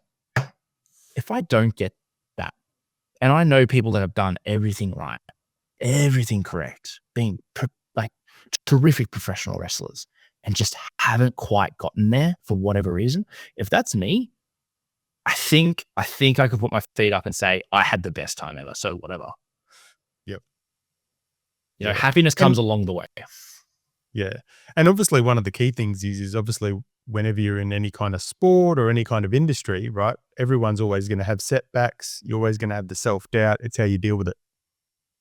It is. It's not nothing happens to you, everything happens for you. Maybe not, but it's fun to think it that way. I always say it's like, I don't know if the universe has a plan, but it's way more fun to just believe that it does. Because if you just think it's all random chaos, then it's very victim's mentality. It's like, oh, poor me. But if you can look in hindsight and go, well, if that didn't happen, then this wouldn't have happened, then this. And it's just much more fun to think that way. Otherwise, you'll just be sad. Yeah. You talked earlier, Scott, around how important, obviously you were a young 6-year-old with a dream and you love, at your shows when, a young kid will come up wearing your shirt and it's like, oh, you're my favorite. Will you sign my shirt or whatever it is? Talk to me about, obviously I know you do social work. I do. Yeah. Yeah.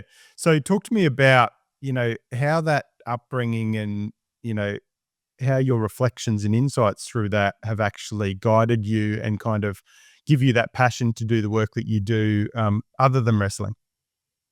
Yeah. I think it really comes from when I was a kid because I don't know. I was a little bit of a terror kid, a little bit of a weird kid, I had issues. Like I definitely needed some help. Right. Yeah. I definitely needed some help.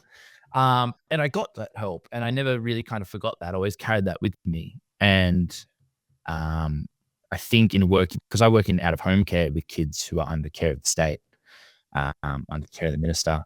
And I just very much enjoy helping them out because they're not going to show you gratitude like a normal kid would because they're not going to trust it. That's just who they are. But it's just like there's something fulfilling about watching them progress in their life, and something that kind of heals my inner child in trying to help these youth and these young people. And I just think it's so important to kind of look after the next generation. I think it's so. These kids did not ask for this, man. I had a pretty great upbringing. I had two lovely parents who are still together to this day. I had an older brother, younger sister, nice family dynamic, nice big family. I'm so fortunate in what I had growing up. And these kids, and I still think I had it rough. You know, these kids, forget about it. Like, they have it so rough, and I just feel so bad. I mean, bad for them, isn't it? Like, and to maybe make a difference in one of these kids' lives, to put them on a different track, maybe on the road less traveled, especially in the sector that I work in. That's a really fulfilling venture, and something that I really hope I can look back on in 10 years and have I think I really hope this kid's life out. Yeah. So when you're working, obviously with the high risk youth and those that are, coming from troubled homes, or, obviously they're under the care of the state. Talk to me about what life lessons from wrestling do you bring into that space to help them? It's not possible. Not possible? It's not impossible. A lot of these kids just, you can tell, they won't say it, but you can tell that they think their life's already, if you ask them, where do you see yourself in 10 years? They'll say jail or dead. A lot of them will say jail or dead. And it's so sad to hear that. And it's just kind of like, no, it's not set in stone. You can do, I was supposed to be a miner. I was supposed to work on the drills until I was 80. You know what I mean? Like, it's just because you think there's a path for you, it doesn't mean it has to be your path. Another thing is, you are who you hang around. I'm a fortune teller, man. I'll tell you your future. Show me the people you hang around. And yeah, the importance of a really good inner circle. And hard work. It's not gonna be easy, man. No. Life's not that easy, especially for these kids in care who have not had a good start or a head start at all in life. Nothing's been given to them at all. It's not easy. You need to be resilient. You need to be tough. You can't just give up when the first thing happens to you. Like, you need to push through adversity and learn how to cope with adversity. But yeah, it is difficult. And also, who am I to say? I don't know. I can't comprehend these kids' experience. I can only comment what I believe on these kids' experience. I can't get in their head. And as I said, great upbringing, very fortunate. Going from the experience that you had in that, 5-6 months and that year that was a year from hell, do you think that you were in a different reality moving into that new role that was different to the actual reality? Do you think that you were a different person because of that experience, which affected that next environment? So you mean the new school to build? You mean, was I in a different reality? So you came from that old environment that was toxic, and you went in. Do you think that because you weren't feeling yourself behind the kind of curtains, you were kind of not feeling that great, right? Do you think that you were a different person and you had a different reality moving into that next chapter, which actually affected that chapter? Well, I felt so after the bullying in 2015. Remember, there's like a 5-6 year gap here, and in the 2016, 2017, I had a journey to go on, and then all those things, those goals, that sedation moments, those goals, they made me feel that I was okay, but deep down, I wasn't. So when I got the job, because this school valued connection, openness, honesty, I was open, I was honest, I was raw. They knew about my journey. That's actually what got me the job, because I was open about all those values. I cried in the interview.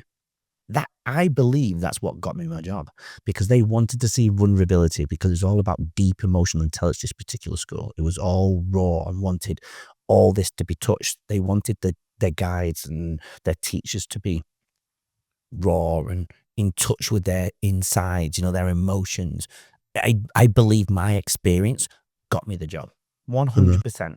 They even told me that. You could, so going in was a different reality. No, I actually felt finally somebody loves me for who I am, values what I've been through, because they believe that what he's been through will be able to bring a better Andrew to the school. 100%. So no, I don't, because I actually show you. There's a video I could send to you, and you could see the dance that I did in my house when I got the call saying I got the job. Honestly, it was the best day. It was another one of the best days of my life, because I got to open a school. How many teachers on the planet get to open their own school? Not many. Not many. There's a few that get to open a state school, and then they, like everyone else, drilled and told what to do and how they want it. And we got to do this on ourselves. There were like 4 of us, and people were asking us questions, making us feel open to be vulnerable and safe and honest. And that changed over the months going afterwards. But man, I was so excited. I'd never been excited about a job in my entire life. And I still value that moment, and I still thank them for having the opportunity. Would I go back? No. I wouldn't go back. No, I don't believe in going back. I only want to go forwards. But I still love the feeling that I had. I'm still grateful for the journey. I know it was nothing personal, because that's just how that particular leader led amongst everybody. And that's fine. That's their leader. We're not the only one. You go to the corporate world, you go to the health industries. Sorry about that. Sorry.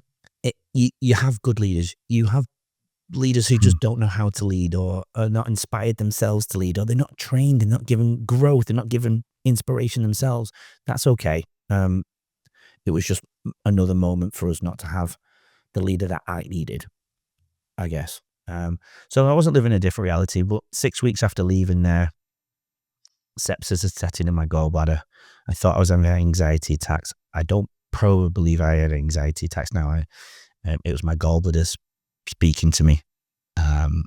Sepsis had set in, and my partner got the phone call to say, prepare for the worst tonight. He might not be coming home. He could be in a coma in intensive care unit in the next 30 minutes. And I didn't know that during that time. I was in hospital. They didn't tell me that. But yeah, it was a horrible experience. And a particular stone went into the bile duct, and apparently, not really done much research on this particular area, but apparently that is, there's only 3 surgeons in the state of Victoria that can operate on that particular part of the bile duct. The gallbladder removal is very common. It's weird, we say gallbladder removal is very common, but think about that. Break that down for a moment. No organs should be removed from the body. Do you know what I mean? I don't care how common it is. Shouldn't have to be removed. But obviously it had to be removed for my own safety. And the bile duct either fixed itself, or it was never there in the first place. And we dealt with the sepsis. And luckily I survived the sepsis. And that's when I started to reflect on my life. And that's when the book was written. And that's when I started to study the brain, get to the root causes. And then the podcast came a little bit of time after that. Yeah, perfect.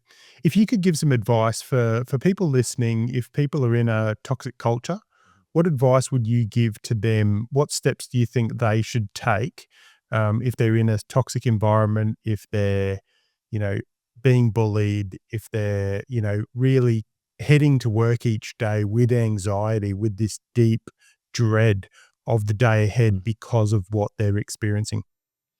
I would look at who you can trust. And have like a little not a mentor, what would be the right, like a safety buddy to connect with, just to make them aware. But definitely document. The one thing I did do right was document everything, and it was tired. Trust me, in that moment, oh man, writing something every single time became I didn't have the mental energy. I didn't have the physical energy. I didn't have the emotional tolerance to be able to do it. But oh my God, am I grateful now that I did do it, because that is really what saved me. And I don't necessarily mean it saved me from the moment, but allowed me to recover personally later on. So document everything for your own, because there's layers to that conversation too, right? Because I was sponsored to that. I was sponsored by the school. I couldn't leave. Some people turn around, why aren't you just going to get a different job?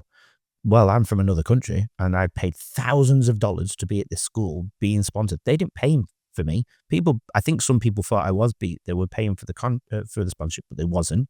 So I was living in fight and flight because I was handcuffed, really, in a sense.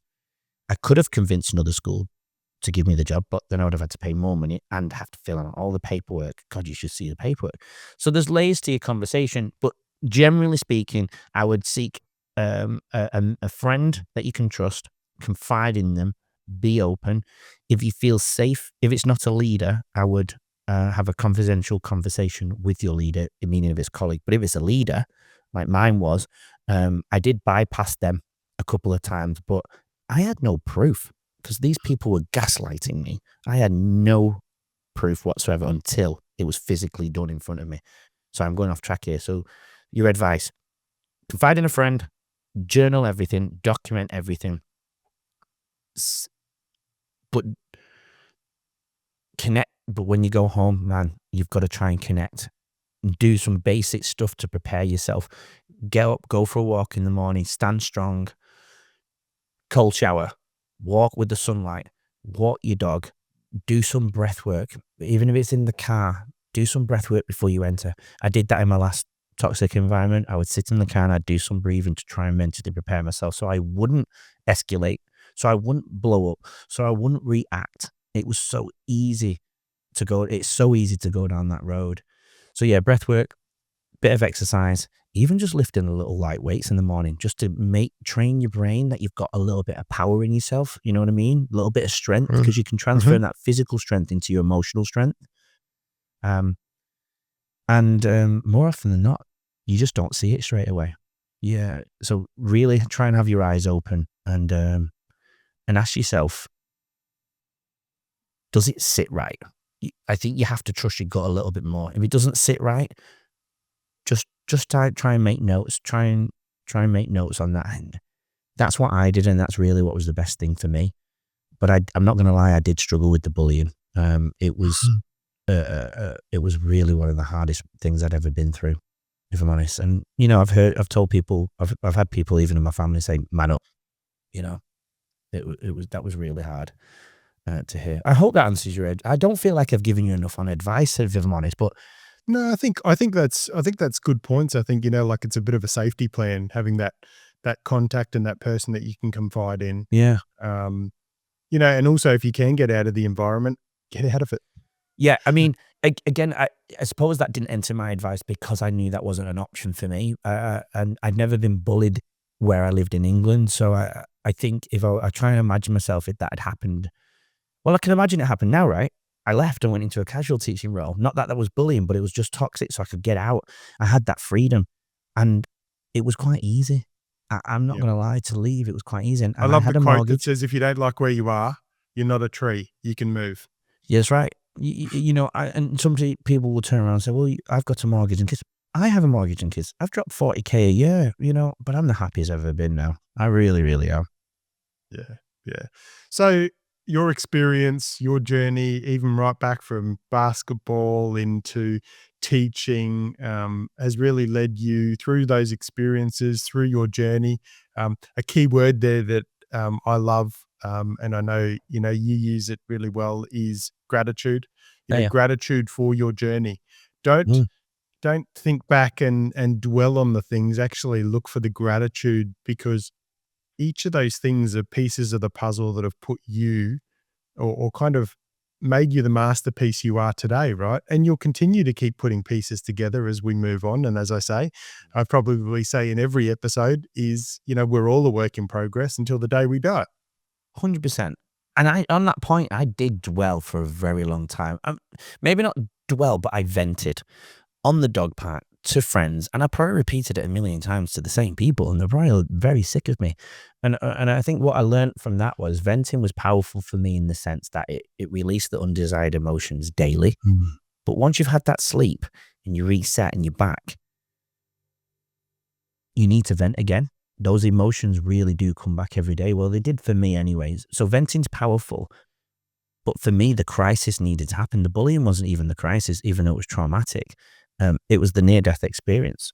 That was the crisis point where I knew I had to make change.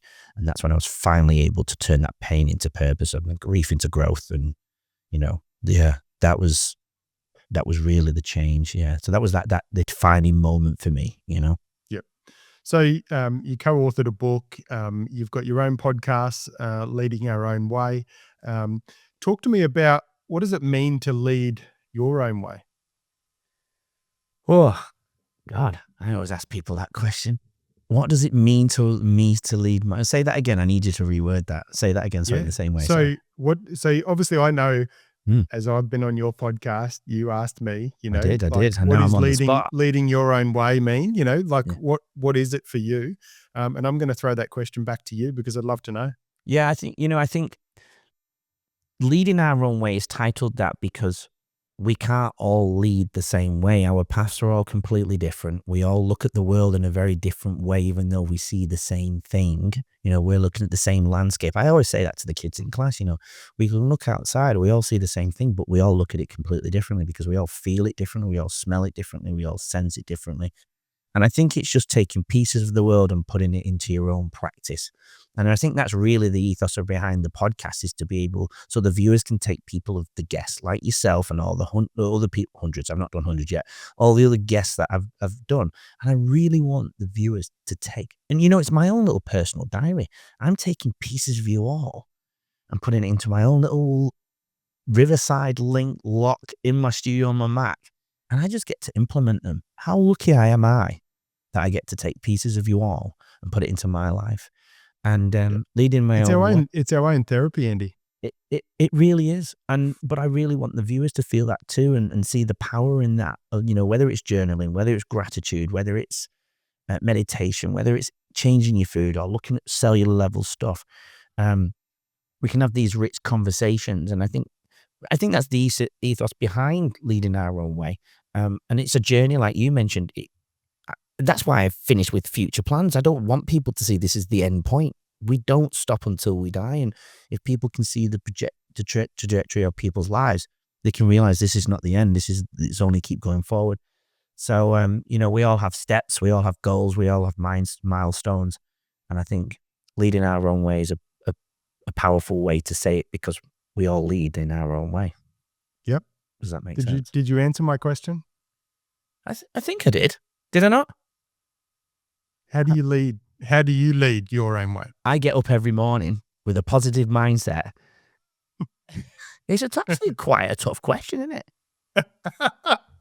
Why do I love it? You ask all your guests this question. You ask me this question. And then it's like, bro, I'm going to throw it back to Andy. Well, I'll tell you how I lead my own way. I have to rethink about it a couple of times. You might have to do a few edits here, I guess.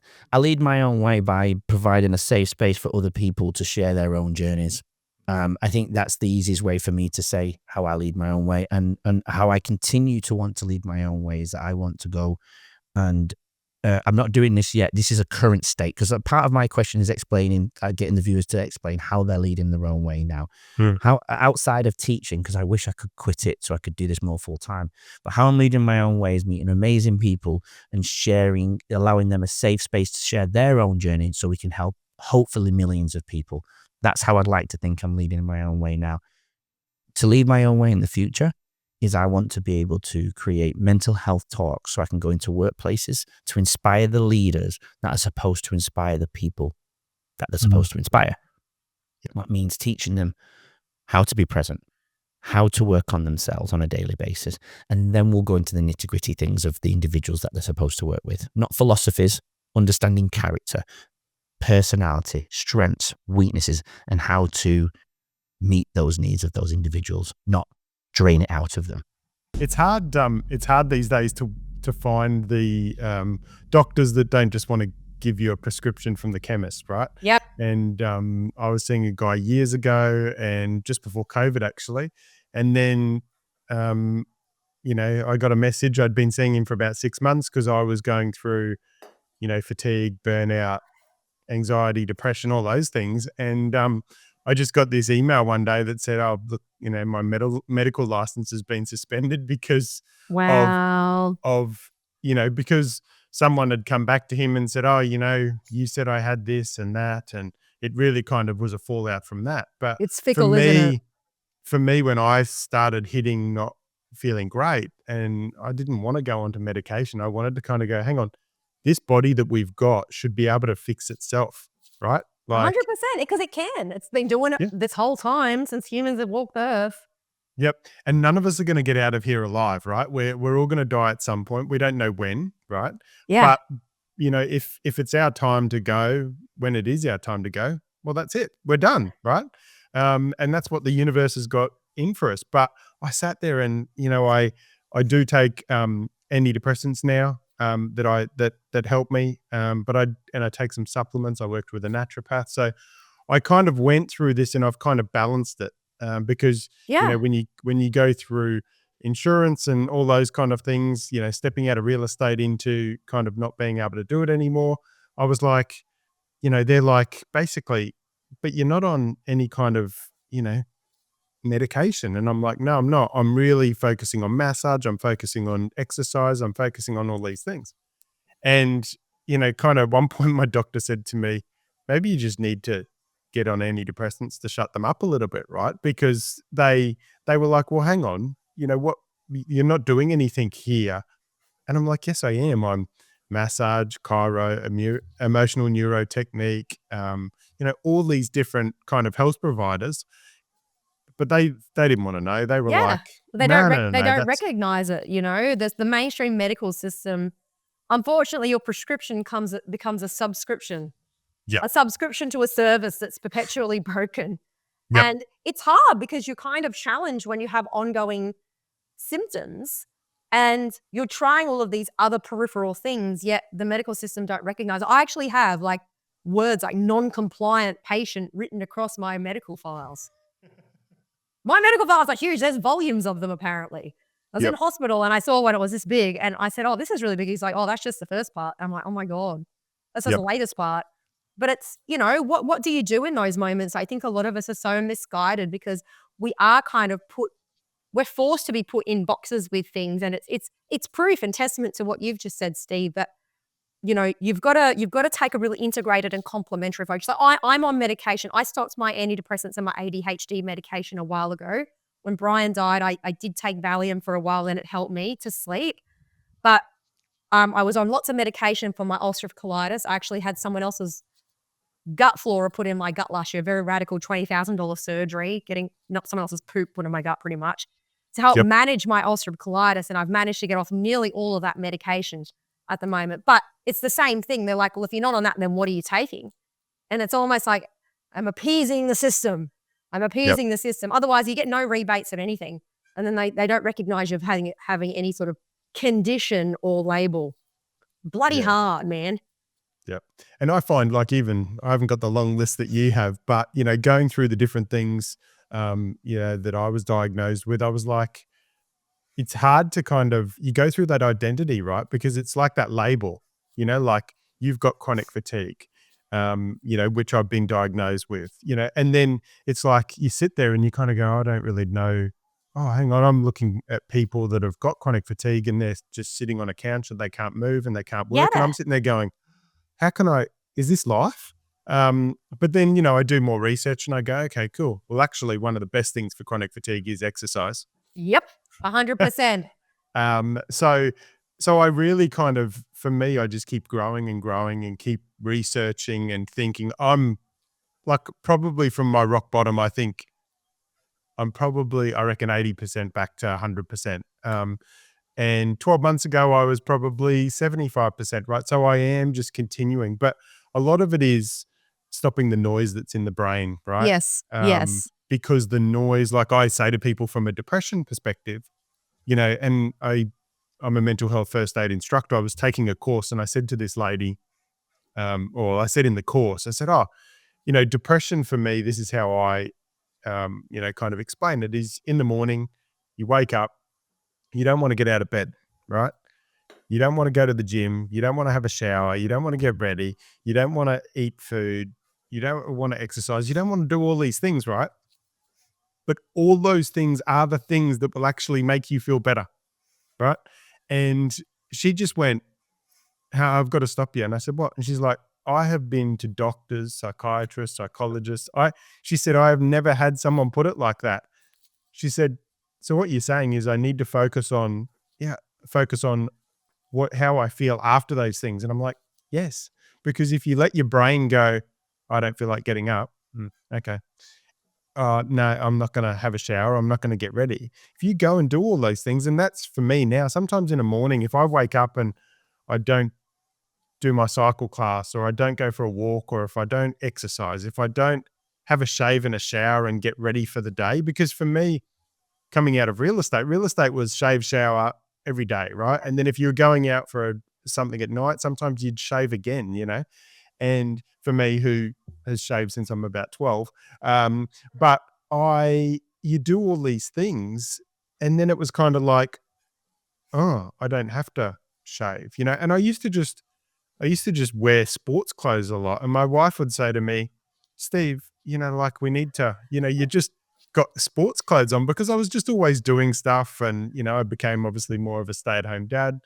And now I wear a lot more clothes and everything, which is great. Obviously, I had gastric sleeve in 2020, which was one of my things, which I was like, I've got to work out some of my mental health and some of my confidence and some of my fatigue issues, how much of that is linked to being 60 kilos overweight.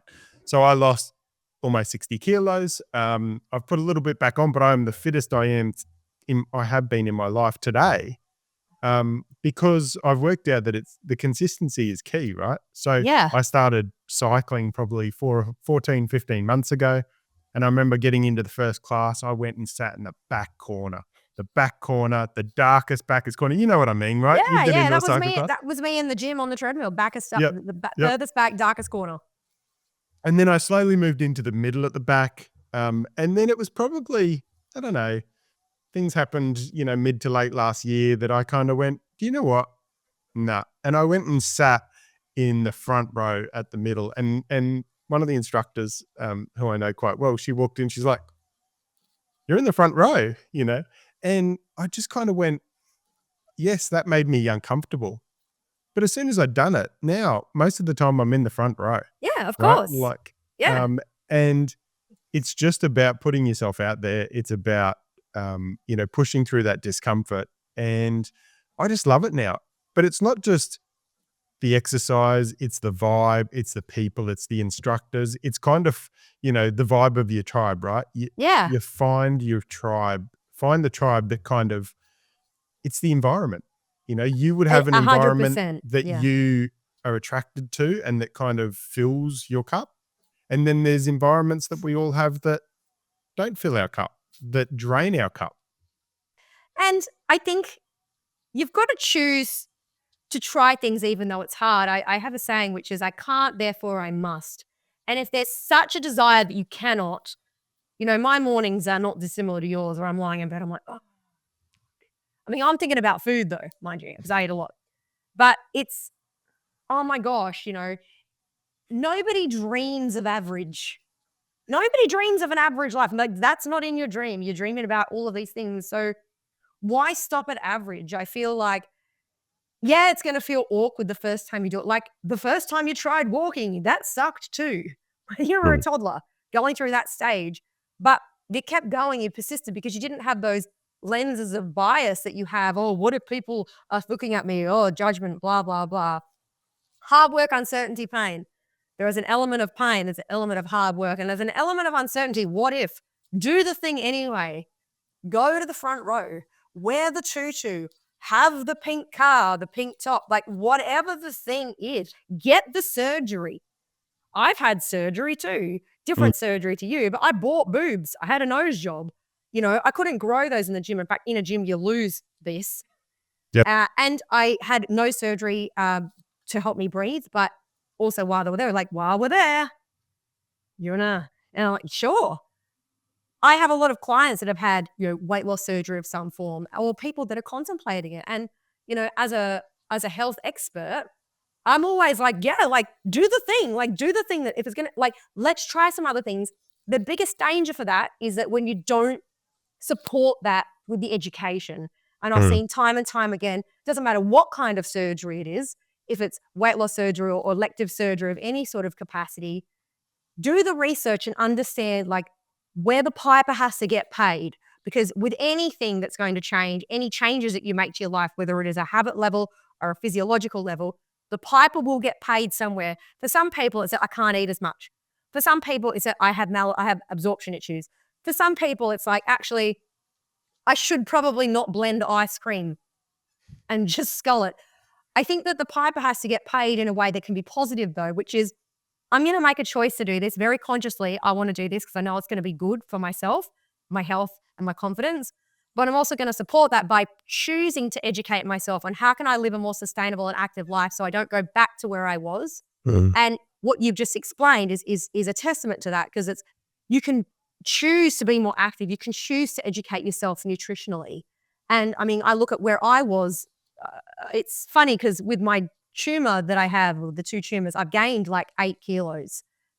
A lot of that's been muscle because I've been training really hard, but I've gained a lot of body fat. I've gone from an extra small to a medium, which for me is scary because I reflect on what I used to look like when I gained all that weight. I'm actually exactly the same weight. So there's this mental trigger because I look at the scales and I see this weight and there's an association between where I am now and where I was. And it is really hard. There is body dysmorphia at play because I look at myself and I completely look different because my body composition is different. I have a lot more muscle, a lot less fat, but the same thing goes for people that have weight loss surgery or forms of surgery. There's an association there between the old you and the new you, but it's the same you. Yep. Right? You just learn to hone it. Yeah. And when I'd lost the, 50, 60 kilos, I think it was about 60 kilos at my most. And I was like, I'd look at myself in the mirror and I wouldn't really, it took a while before I actually saw someone that was different in the mirror. Yeah. And even when people would be like, oh, Steve, you look great, you look fantastic, all those kind of things. And I don't really focus on the scales anymore because the scales don't tell you. Like I know that I am a lot more toned now from cycle and how I feel is more important. It's like, yes. Jumping on a scale and seeing, oh, you feel fantastic today. Great. That's what I want, right? Yeah. I don't want to, because sometimes you can feel great. And I know in the past when I've been on this weight loss journey is that you'd jump on the scales, you'd had a really good week, you'd eaten really good, and the scales wouldn't represent it. And it was like the scales saying to you, you've done shit. This is crap. Yep. You should 100%. really feel bad about yourself because all the good stuff that you've done, all the good stuff that you've eaten, all the stuff you've done, all the exercise, you're feeling great, but actually it's all shit. Yeah. And it's this mental game that we play, right? And as a coach, it's been really interesting going back to using objective, subjective data with myself and every single client that I have. A lot of my clients use these rings. We use other tracking devices for biometric I've got a information. Whoop, Ben. A Whoop is great.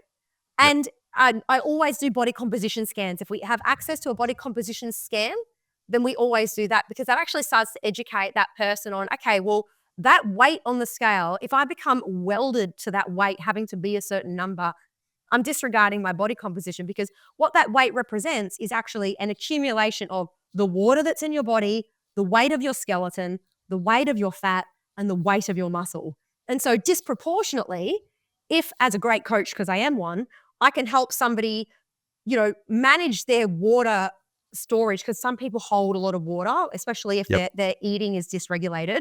So I help people lose a lot of that extra water weight, but also gain muscle through nutrition interventions, lifting heavy weights if we can, and losing body fat. It's very hard to gain muscle and lose body fat. All of my clients do because I know how to do it. But this is where that mental game, we have to unfix those patterns because people will see the scale like it barely changes. But what we can see is that, okay, you may only have lost 0.3 kilos this week, 300 grams. What actually happened is you lost an accumulative amount of all of this body fat and then gained a little bit of muscle. Yep. And when people lose weight, they don't realize that normally without putting nutritional interventions in place and lifting correctly and doing the right kind of exercise, every kilo of weight that is lost, about 700 grams of that is normally fat and about 300 grams of that is normally muscle. And we don't want to be losing muscle as we get older because muscle will dictate the longevity. And, as I said, we're not going out of this alive, but, we want to live good, healthy, stable lives. And we want our lifespan and our health span to match. We don't want this long lifespan and then a shorter health span in the last 10, 20, 30 years is shithouse because we don't have quality of life.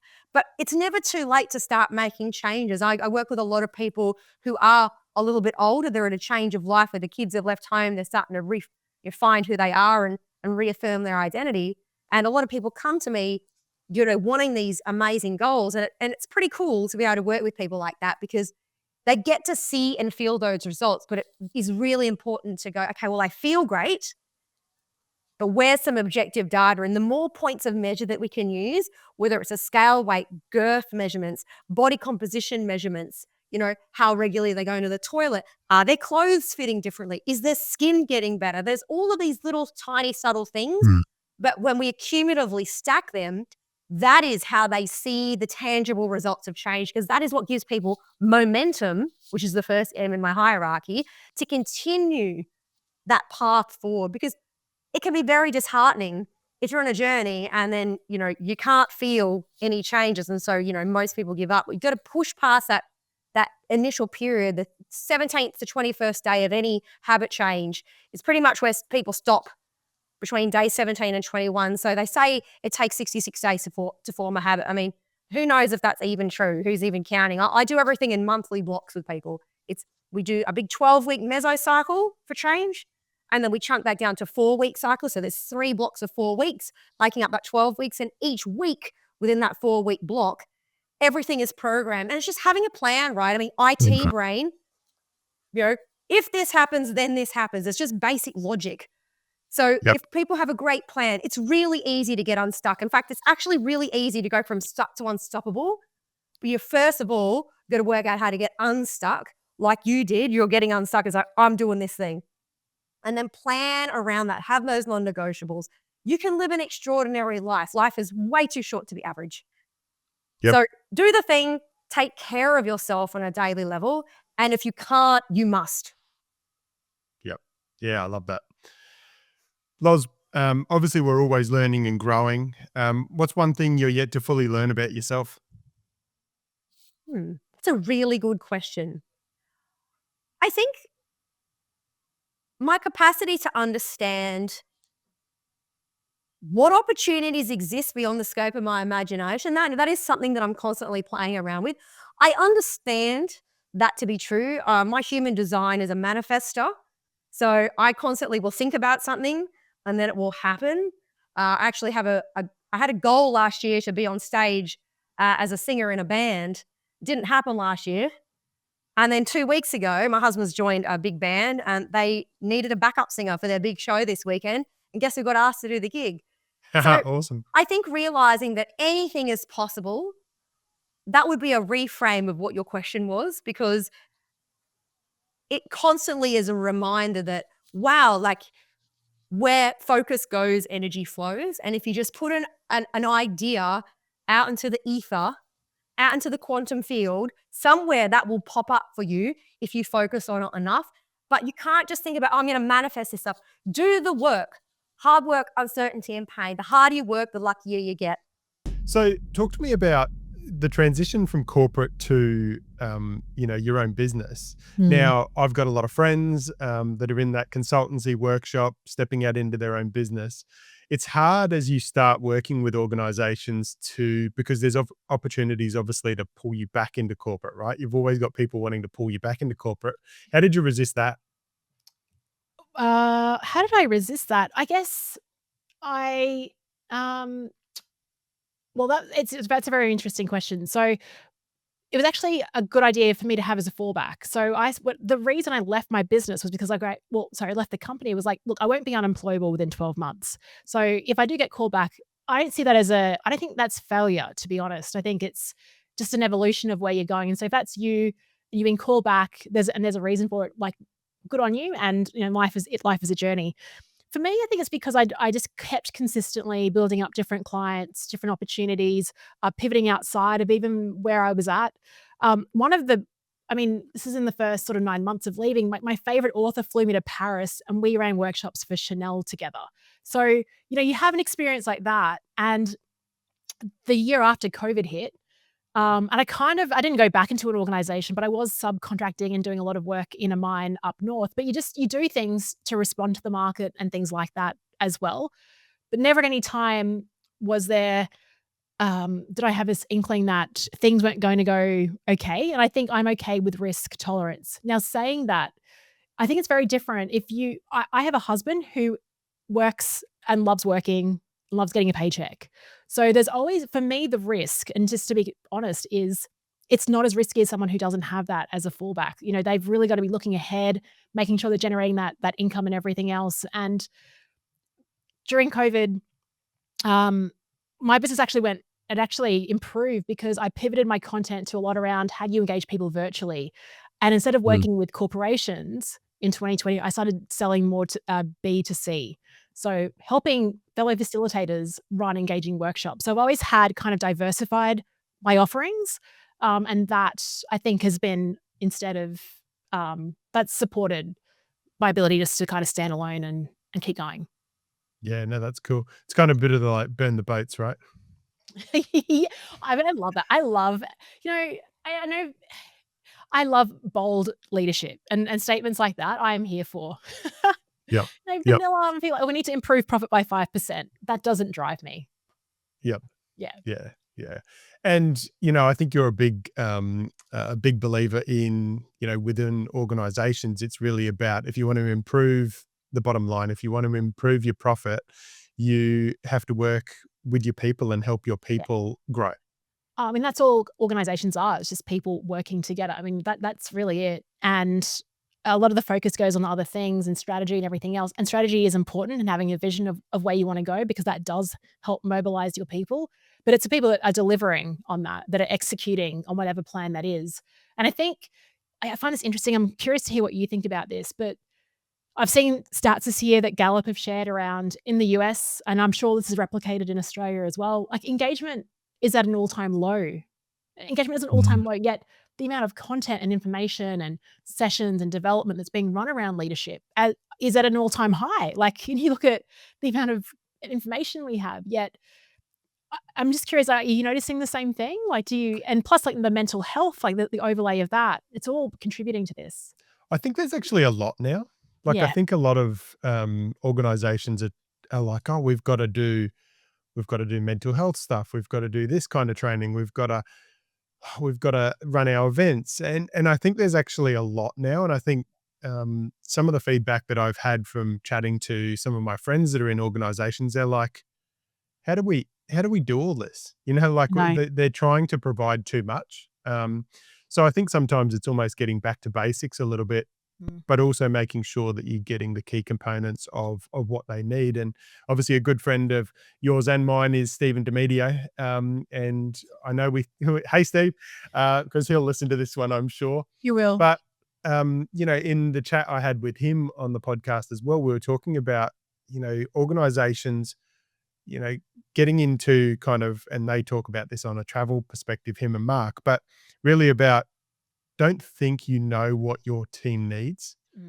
Like actually, what do they actually need and not what you need, right? What you think they need, because a lot of the time organizations say, okay, they need more sales training and they need more leadership training and they need all these things. And it's like, no, actually, what do they need? Like, and having the kind of courage to stand up in front of a group and kind of going, you'll see there's a blank page here. What do you want to talk about? What are the burning issues right now that we can help you go from A to B to C to D to E? Love that. Yeah.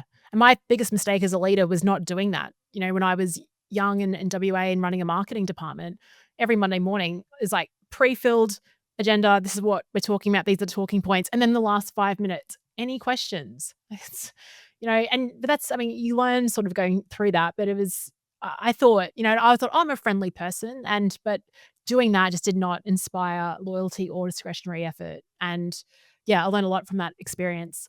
I think what you're talking about, absolutely true. I mean, this goes for leadership, but also goes for marketing as well. It's like just listening to people. It's such an underrated skill, isn't it? We look at expertise, it's all about being the person that's speaking, but a lot of it is listening and just understanding what the patterns are and being responsive to what that is, but also then deciding, is this what we're after? And if it's not, how do I, if we're going this way and I want to influence behavior, how do I work with my people? How do I, just truly listening to them? There's a great line, Pat Flynn talks about it. It's called learning the lyrics.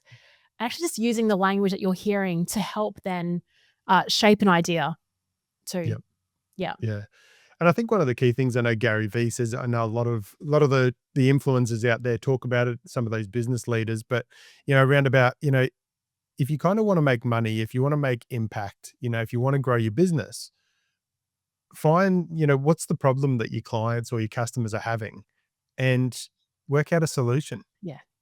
That's all business is. It's solving problems. And that's, I think, even my podcast, why it did so well. It was made for N equals 1. It was made for me. My problem was I need help in running these workshops. And then what you realize is that other people around the world resonate with that problem and want a solution as well.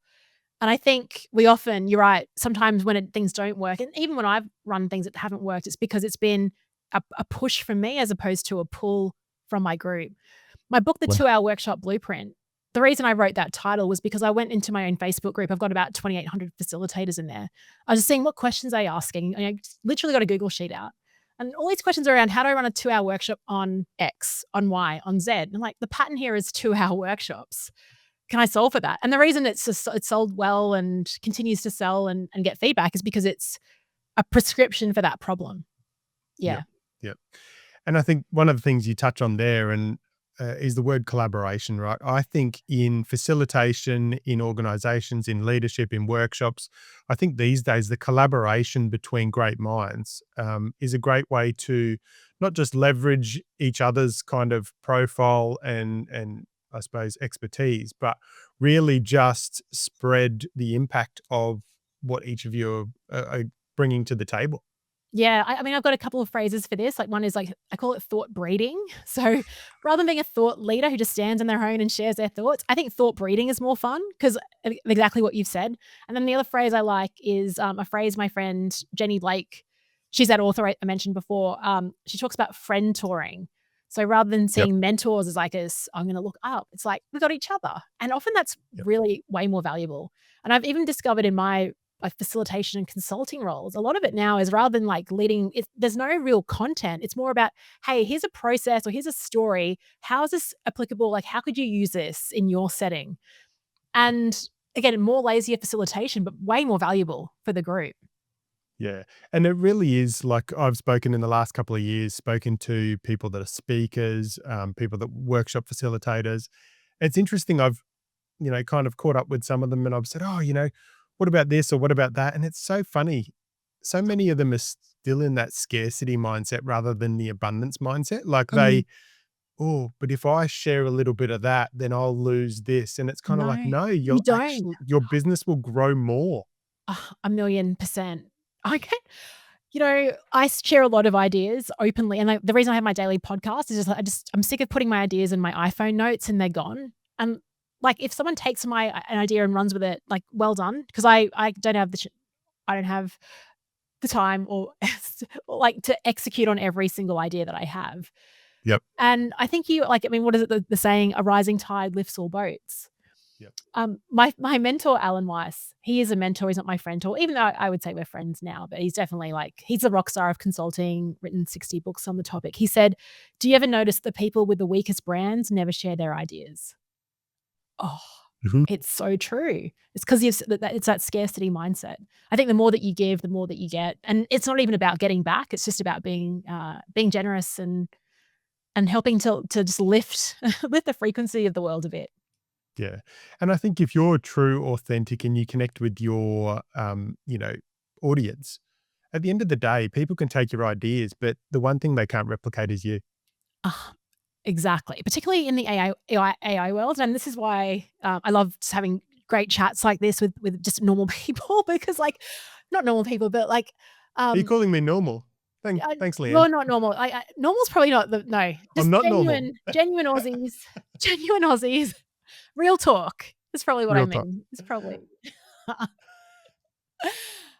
And like even with my daily podcast, because I was like, well, I want to do a podcast, but what's the topic? And it's like, I think AI can do any topic in the world better than I could do a topic, to be honest. But what AI cannot replicate is my stupid jokes, sharing what I love, my walks out on the beach, and just riffing on myself. And so that I think is the unlock when we're in this technology age where it's all about like brilliant content and polish. It's actually the advantage is being unpolished, and like even that us just laughing about that stupid gag about being normal.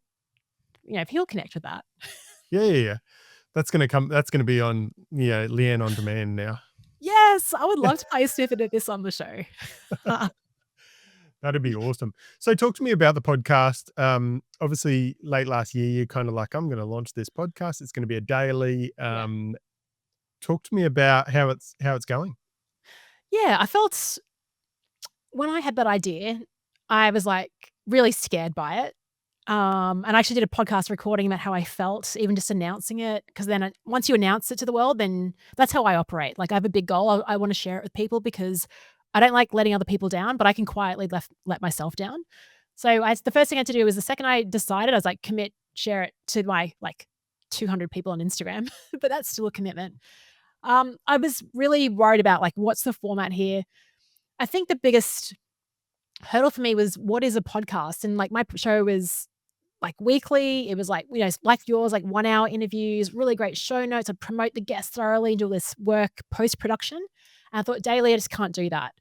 So it was really a kind of radically rethinking and challenging every assumption I had about podcasting because I had to make it a daily show. I think the best thing about it, what's been really cathartic is what I shared before is that last year I'd have these ideas and I'd get really frustrated with myself because I'm like, that's a good idea. But it just wouldn't go anywhere and then I'd forget about it.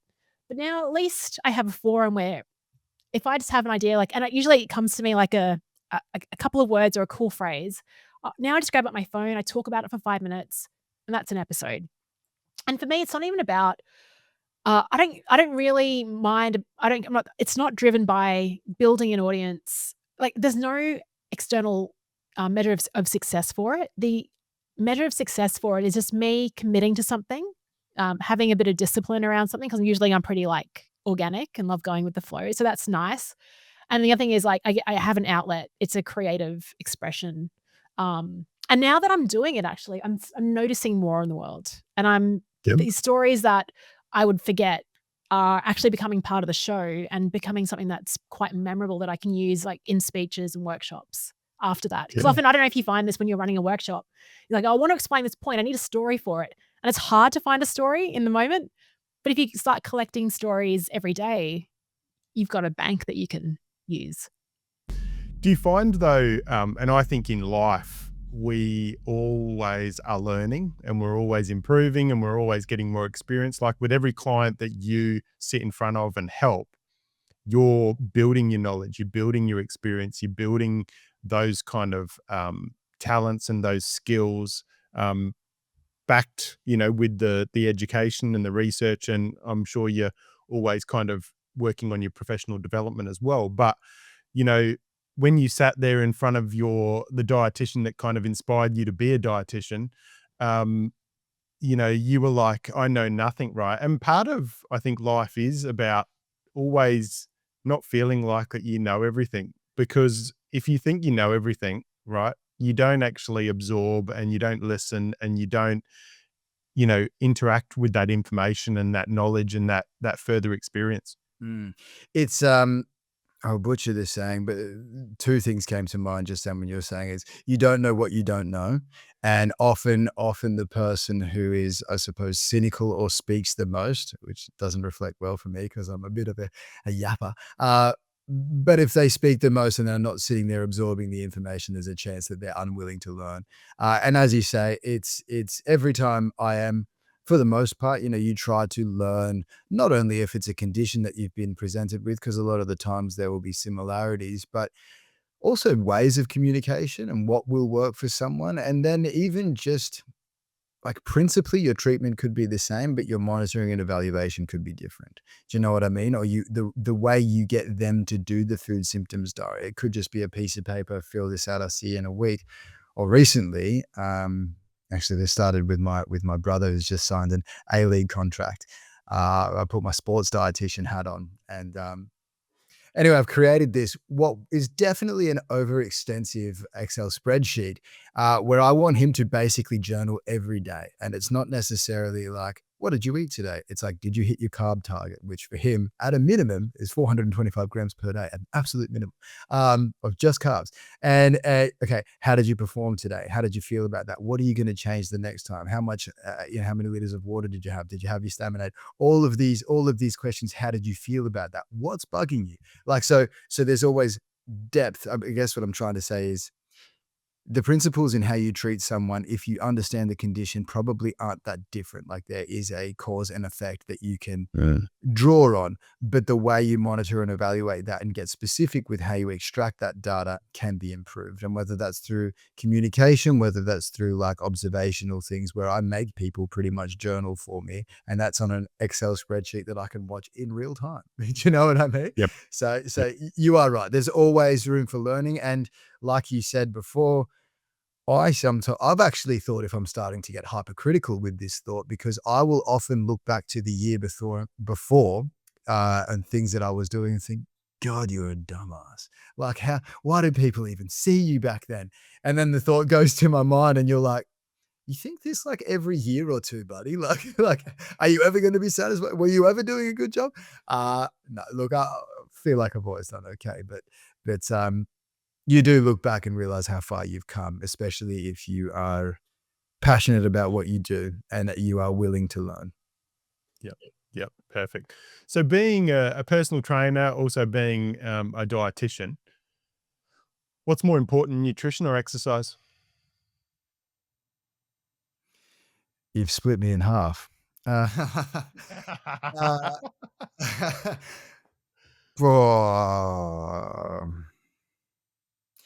It's like the communication thing. What's more important, speaking or listening? Yep. It's 100% of both. Yep. So so hard to answer. So you can train to high heavens and you will get a small amount of results, especially if you've never trained before, but that will be completely limited by your nutrition, completely. So if you are running ultra marathons, but you're still in a calorie deficit, in a calorie surplus, you won't lose weight. Yep. You just won't. And that works. Well, that's actually a pretty good summary. So if you get your nutrition 100% right, you're hitting all this protein, but you don't give your body any reason to have to grow the muscle. What's the point of all that protein? That could be better used in like hitting your vegetable targets, you know what I mean? Or in eating a bit more enjoyable foods. So I like to answer that it's 100% both, because they're synergistic in relationship. There is a strong amount of data, in particular these days, with regard to muscle being the organ of longevity. Even just thinking for how you look from a physical capability point of view in your older years, your later years. Are you able to play with the grandkids? Can you get up off the couch without any assistance? All of that comes from, I'm gonna finish this so well, you wait for it. All of that comes from the exercise that you've done, 10 years, 20 years before that. But if you did the exercise and you didn't hit the protein, you didn't grow the muscle anyway. Bang, they both matter. Yeah, that's awesome. So talk to me about, for someone sitting there, male or female, that is sitting there going, look, I'm not feeling that great. Talk me through the process of what you do from first contact, and how you kind of dig into, their journey and what's going on for them, so that you can kind of, unlock their superpowers, I suppose, and unlock the secrets that, might be kind of hidden. Yeah, good question. So my initial consults always are at least an hour long. We book an hour and I very rarely nail that. As you can tell, I like to chat. So I say, the first thing I say to them is, today is going to be, for the most part, a get to know you session. I'm going to ask you a million questions. You will know all the answers because they're all about you. And then we'll finish with a bit of a long-term plan and some short-term homework to get started. So that questionnaire will be like, okay, so goals and motivations for coming in. What are you trying to achieve? What conditions do you currently have? What do we want? And then more specifically, what do you want out of today? So, okay, I want to lose weight, and then today I want a meal plan. Then we're going to do their age, weight, height. We're going to figure out their BMI. We're going to figure out their calories. Then I'm going to ask what medications they're on, any recent blood tests that they've had, and that they have observed anything being high or low or out of range that's in a concerning way. Any conditions that they fail to mention, which happens all the time because you ask that at the start, what are your conditions? What's our goal? And then, halfway through, I'll ask about their medications, and they'll be like, oh, I'm on X, Y, Z. And you're like, oh, that's funny. That's for a cardiac problem. You didn't mention that. Do you know what I mean? People are used to not talking about it.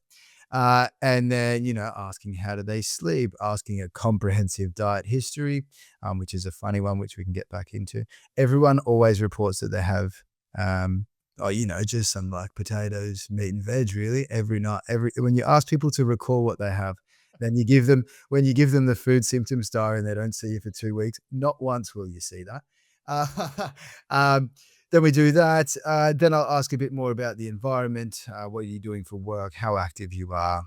If you have a support system around you, are your family going to get on board with this? Are they going to stick to how they eat? And then finally, sort of what barriers do you see getting in our way from us achieving the changes that we're about to make? And then beyond that, it's like, I will then regurgitate that information to them and say, does that sound about right? Is there anything that you feel I have missed?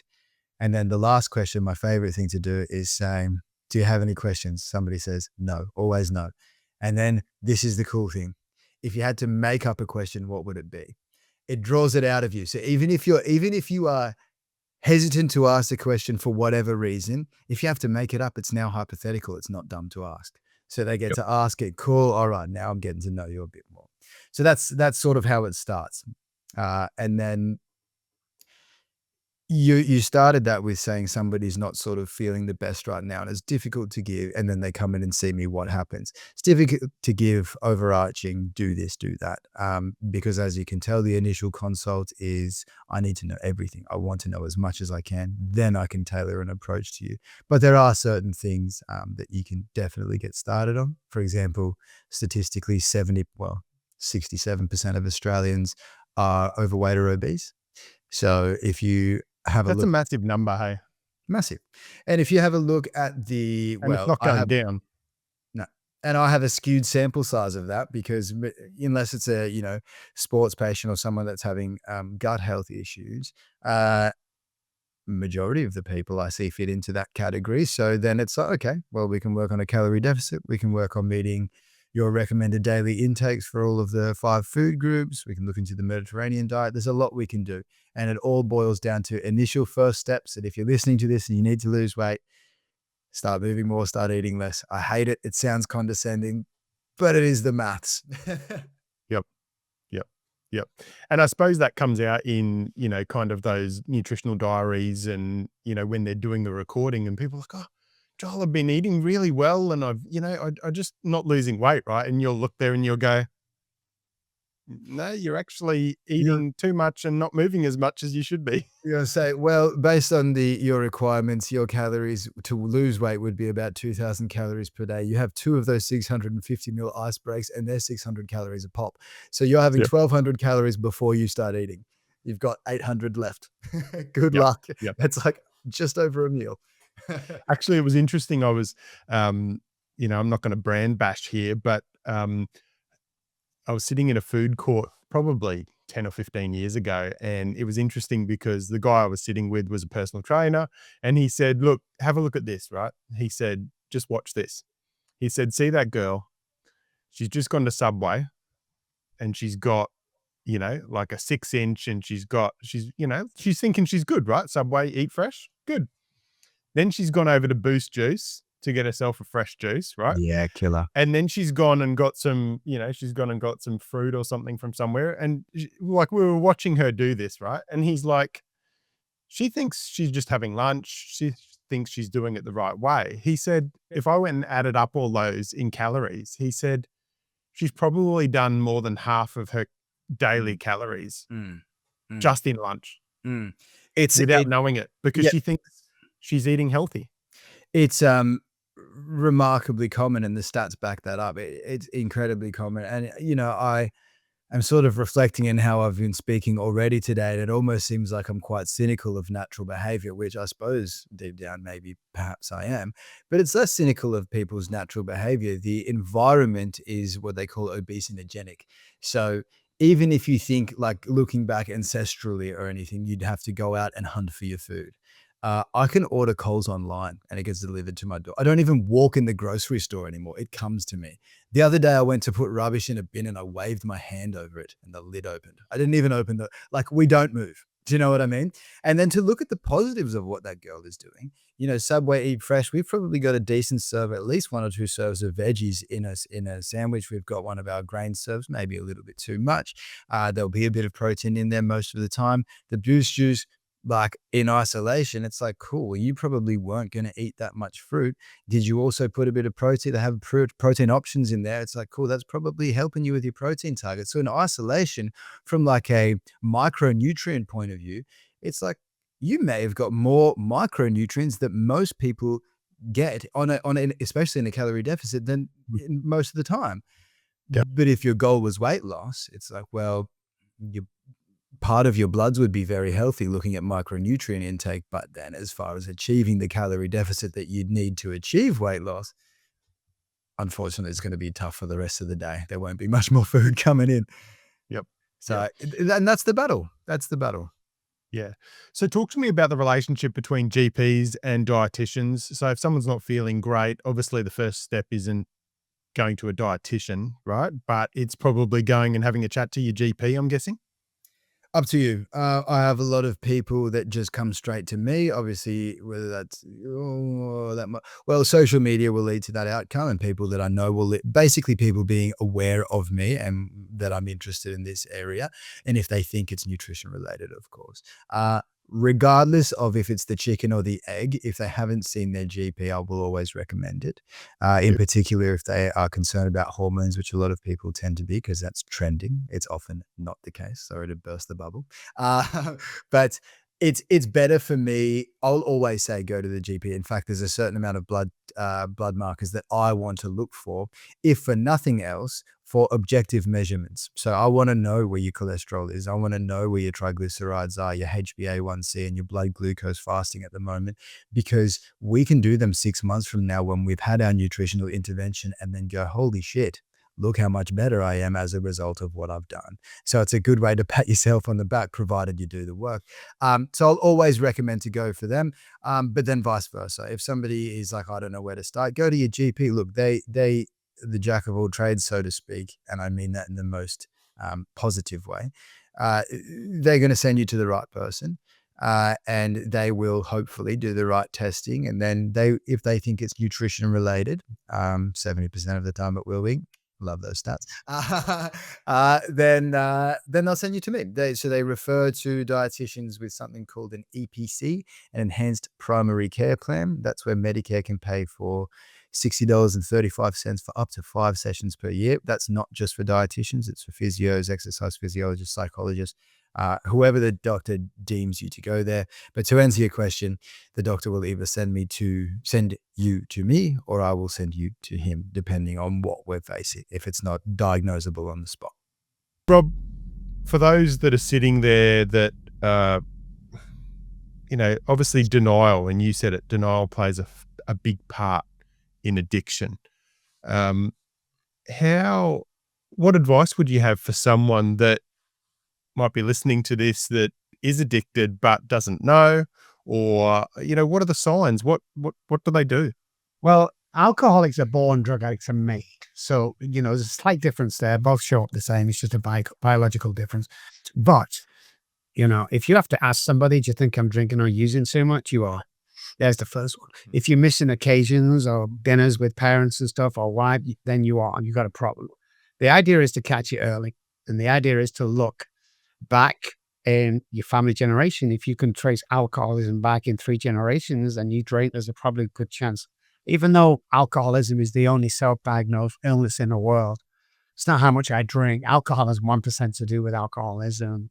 But, the signs that they all say, if I get up in the morning, I want to drink. That's not true. I know for the first 5 or 6 years, I started to drink at 4:00 in the afternoon. That was my time. Until it's a progressive illness, you see. So it always gets worse. It never gets better. And even though if you come off it and you period, you always end up going on because it's this, not this. So normal stuff to keep you away from society or your family, or you wake up one morning, you can't remember what you did the night before. If that becomes, a couple of times a week, then you have an either abusive alcohol relationship with alcohol, or you're an alcoholic, whichever. Both makes the same. But the idea is to enjoy life.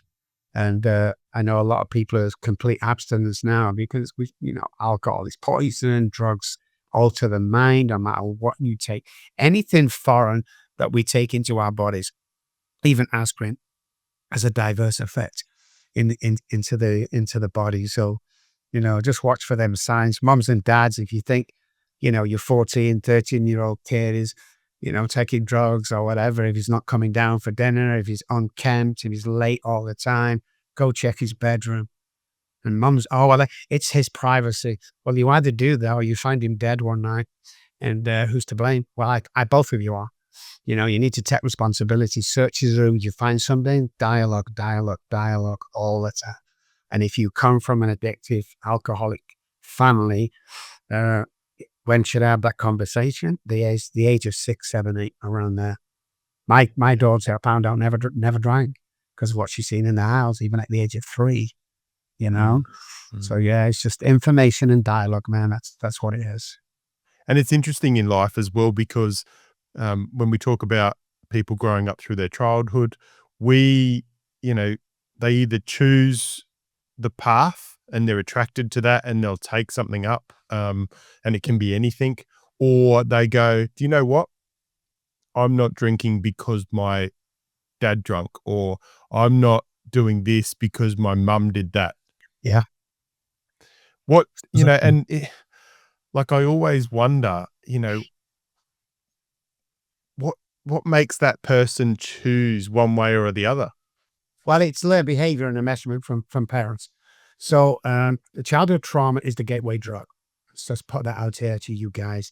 Now, everybody has childhood trauma, but alcoholics and addicts are more sensitive to a mild trauma that the average person will think, well, it's nothing. His alcoholics and addicts with mixed with trauma hear things differently. And let me tell you why. So everything I say is research, child tested by us. But I know me and myself went back as a kid. Me and my brother was stood on the kitchen table messing around.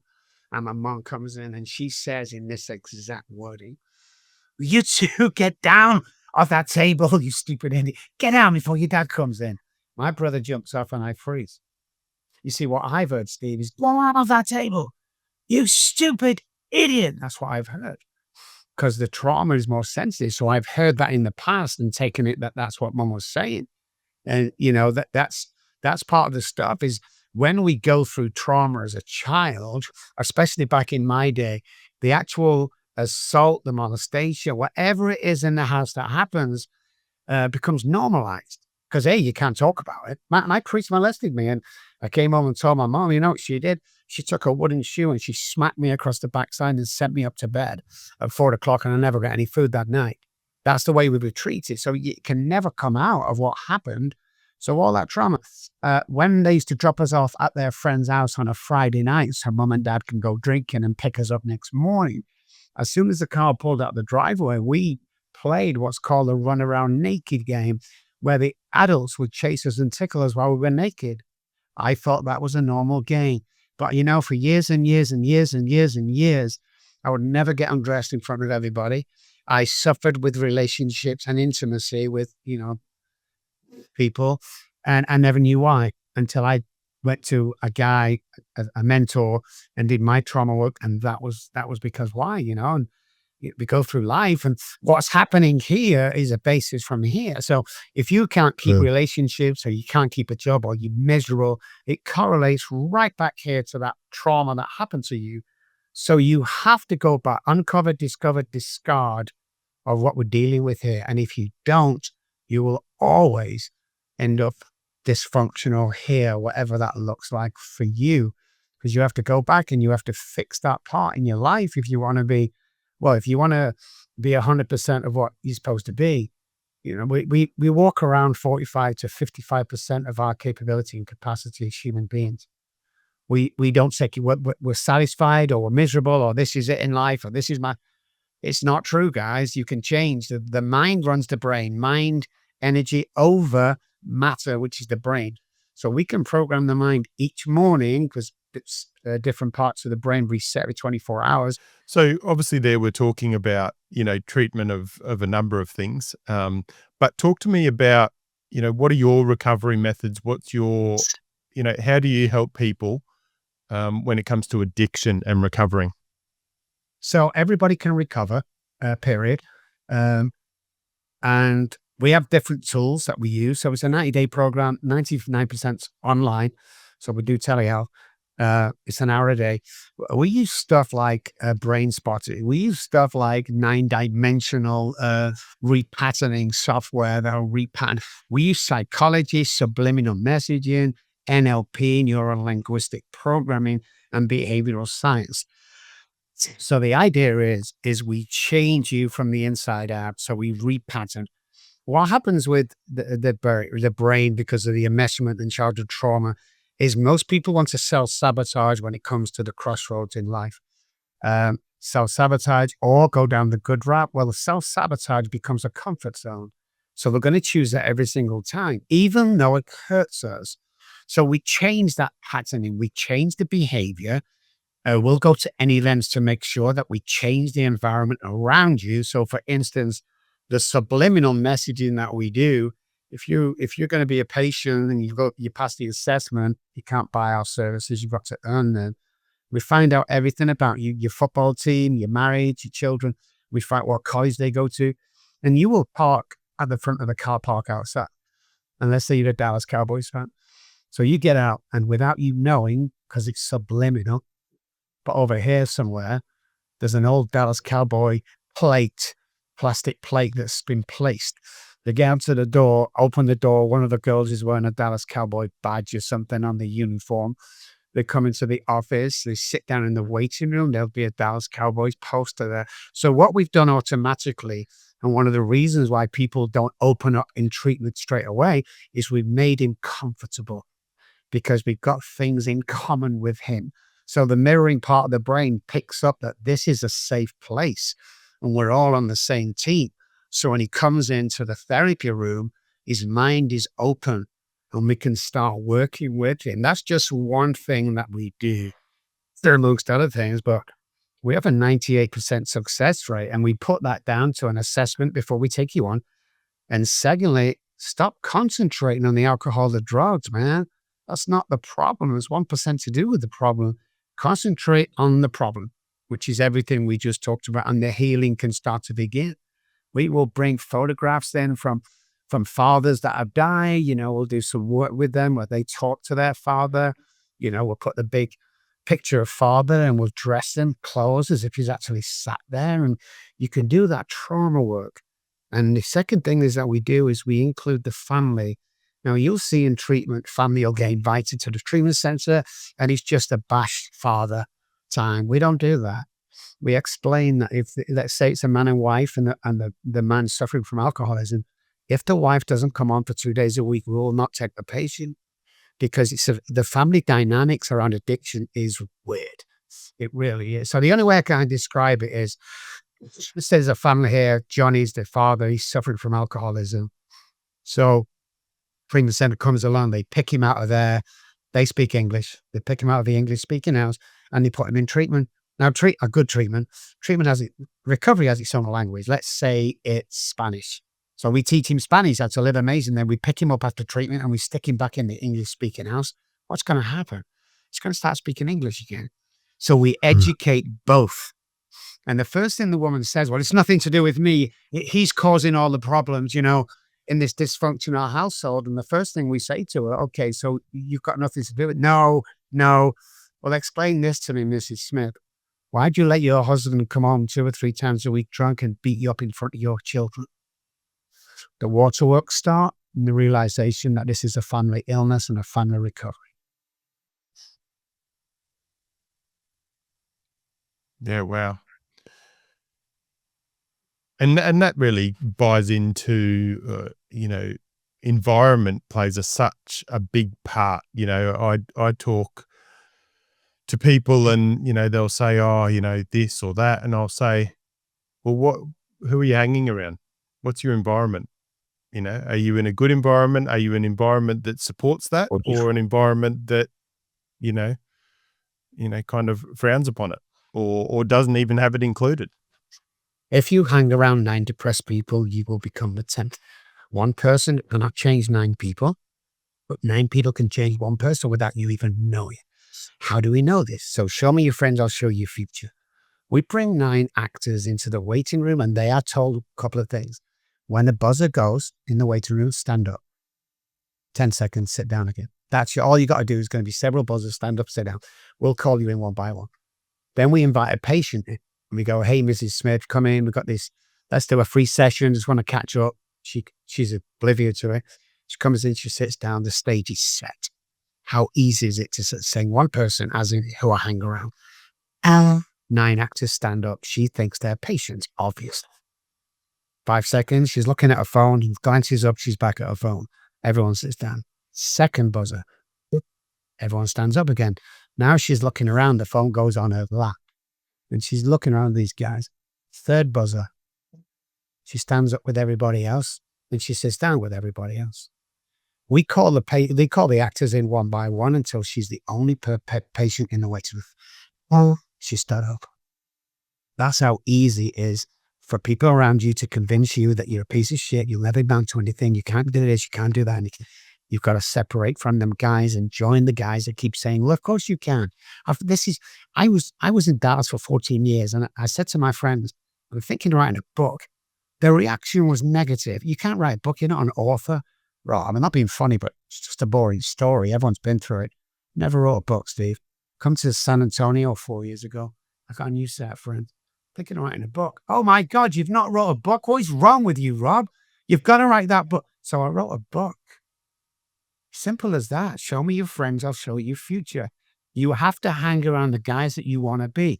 And there may be a lonely period transforming from your old friends to your new friends. But if you don't, they'll drag you back in that cesspit that you've been in for the last 20 years.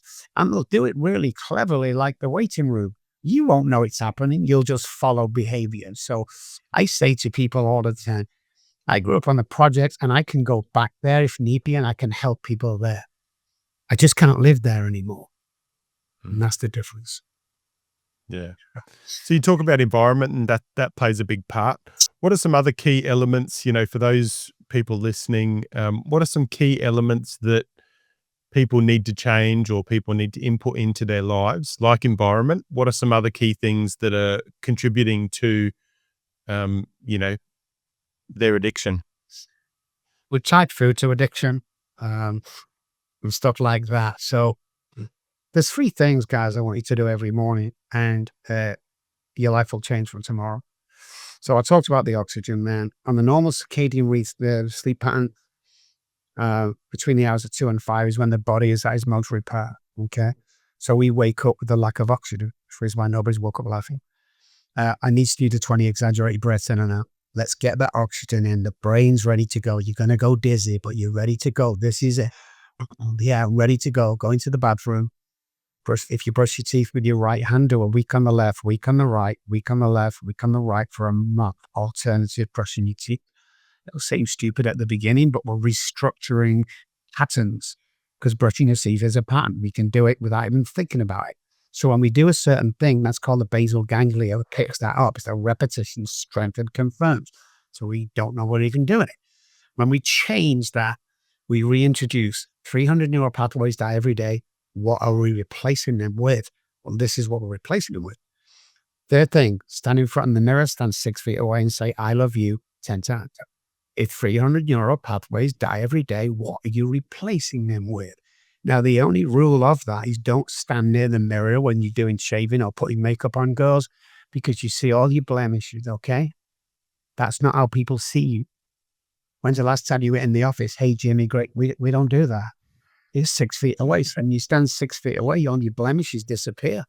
Subconsciously, that's how you go out to the world with more confidence. You know, you're 25% better looking than you think you are. You're 20% cleverer than you think you are.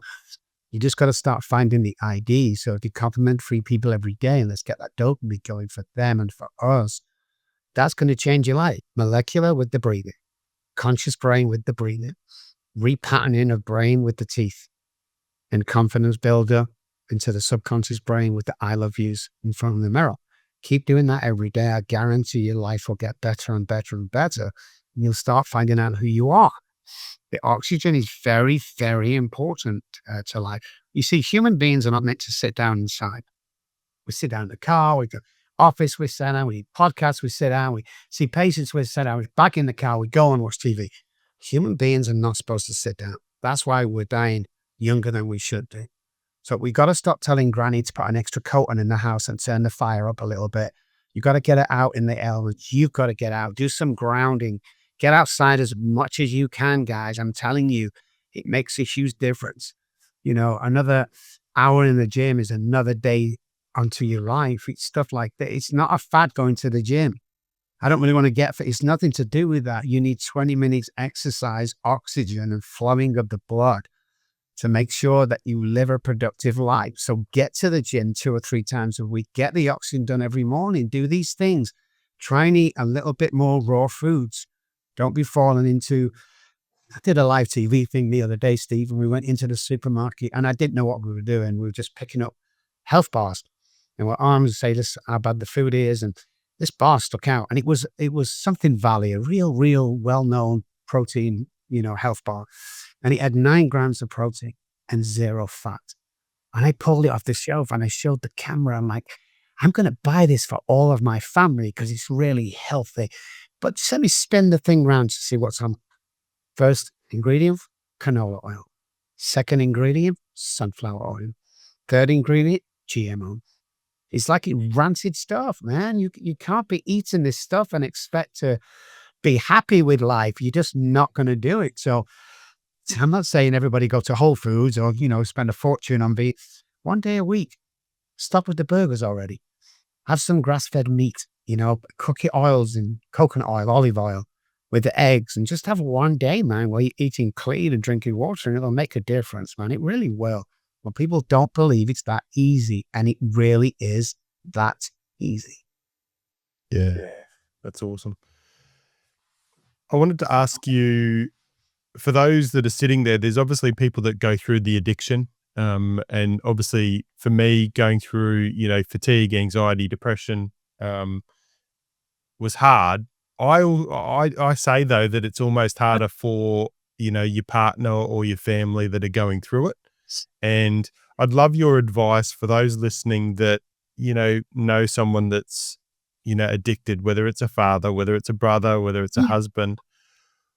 What are some tips and what are some advice that you would give them to help them support that person into recovery? Great question, man. I'm telling you, great question. First of all, guys, is with this alcoholism in the family, it's a disease. Okay, so the first thing, and drug addicts are almost the same, but let's say it's a disease for them too. So that's the first thing, that 9 out of 10 times when they get to a certain point, it's not the person's fault. The hypothalamus, which is I told you before, this is our survival part of the brain.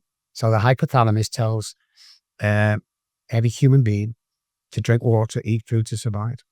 That's all. It also does the temperature, but that's it, man. So whatever your hypothalamus tells you to do, you're going to do. So they drink water every day and they're eating food becomes that basal ganglia working part of the mind, so we don't have to think about it. At a certain point of the alcoholic's drinking career, because that's what it was for me, and this is real serious, the hypothalamus turns around and tells the alcoholics to drink alcohol to survive. Now think about this, guys. It's the reason I can go days or weeks without food or water, because the survival part of the brain is telling me if I don't drink alcohol, I'm going to die. So that's the first thing you have to realize. Secondly, dialogue again. Dialogue, man, all the time. Dialogue and education around it. You've got to be there to love them and support them, but you've got to be careful you don't cross that line to enabling.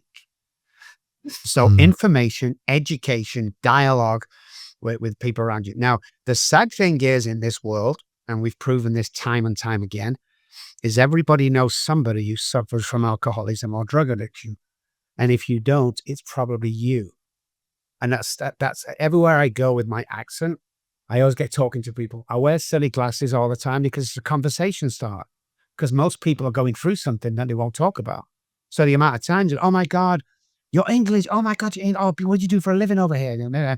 My sister, my brother, my aunt suffers from. So everybody's going through everything, guys. So it's about building a confidence and trying the best to build them up and get help. Because there's a lot of shit happening out there that we don't know is happening. Everybody's going through something. So even come away a little bit from that, depression or whatever. There's a great story I tell when I speak at conferences. There's a guy goes to the Golden Gate Bridge and throws himself off and commits suicide. The police pull him out of the water. They find ID. They go back to his apartment looking for next of kin. What they find is a letter on the kitchen table. And it read, I'm going to walk to the Golden Gate Bridge, which was an hour's walk, by the way. I'm going to throw myself off and commit suicide. Unless on the way there, somebody smiles at me, nods at me, winks at me, says good morning. I'll stop right there. I'll come back to the apartment and I'll try again tomorrow. Question. How many people have you walked past today who's heading to the Golden Gate Bridge? We just don't know, man. So smarter people, if someone's honest and blessed enough to come and trust you with their stuff, do something about it. Whatever it is, encourage, build people up all the time. There's one thing I say to all my guys around me, and that is, when somebody walks away from you, they should be a better person for it. And if they're not, you're doing something wrong, man. It's our job to encourage. It's our job to be a kind of pep rally. It's our job to inspire people when they walk away from us feeling better than when they met us. Again, you never know. Even you never know, guys, what you're going through, because we don't want to share it with the world. And a smile or a good morning or a compliment. If you don't think compliments work and can't change lives, guys, always do me a favor. Next time you're in a built-up area of people, sneakers are always the best bit. When somebody's walking towards you with cool sneakers, I want you to say 2 words to them as you're passing them. Nice sneakers. And they'll go, oh, thank you, man. Turn around, watch them walk away from you. They're going to look down at the sneakers at least 2 to 3 times. Now you've just changed his world. But guess what?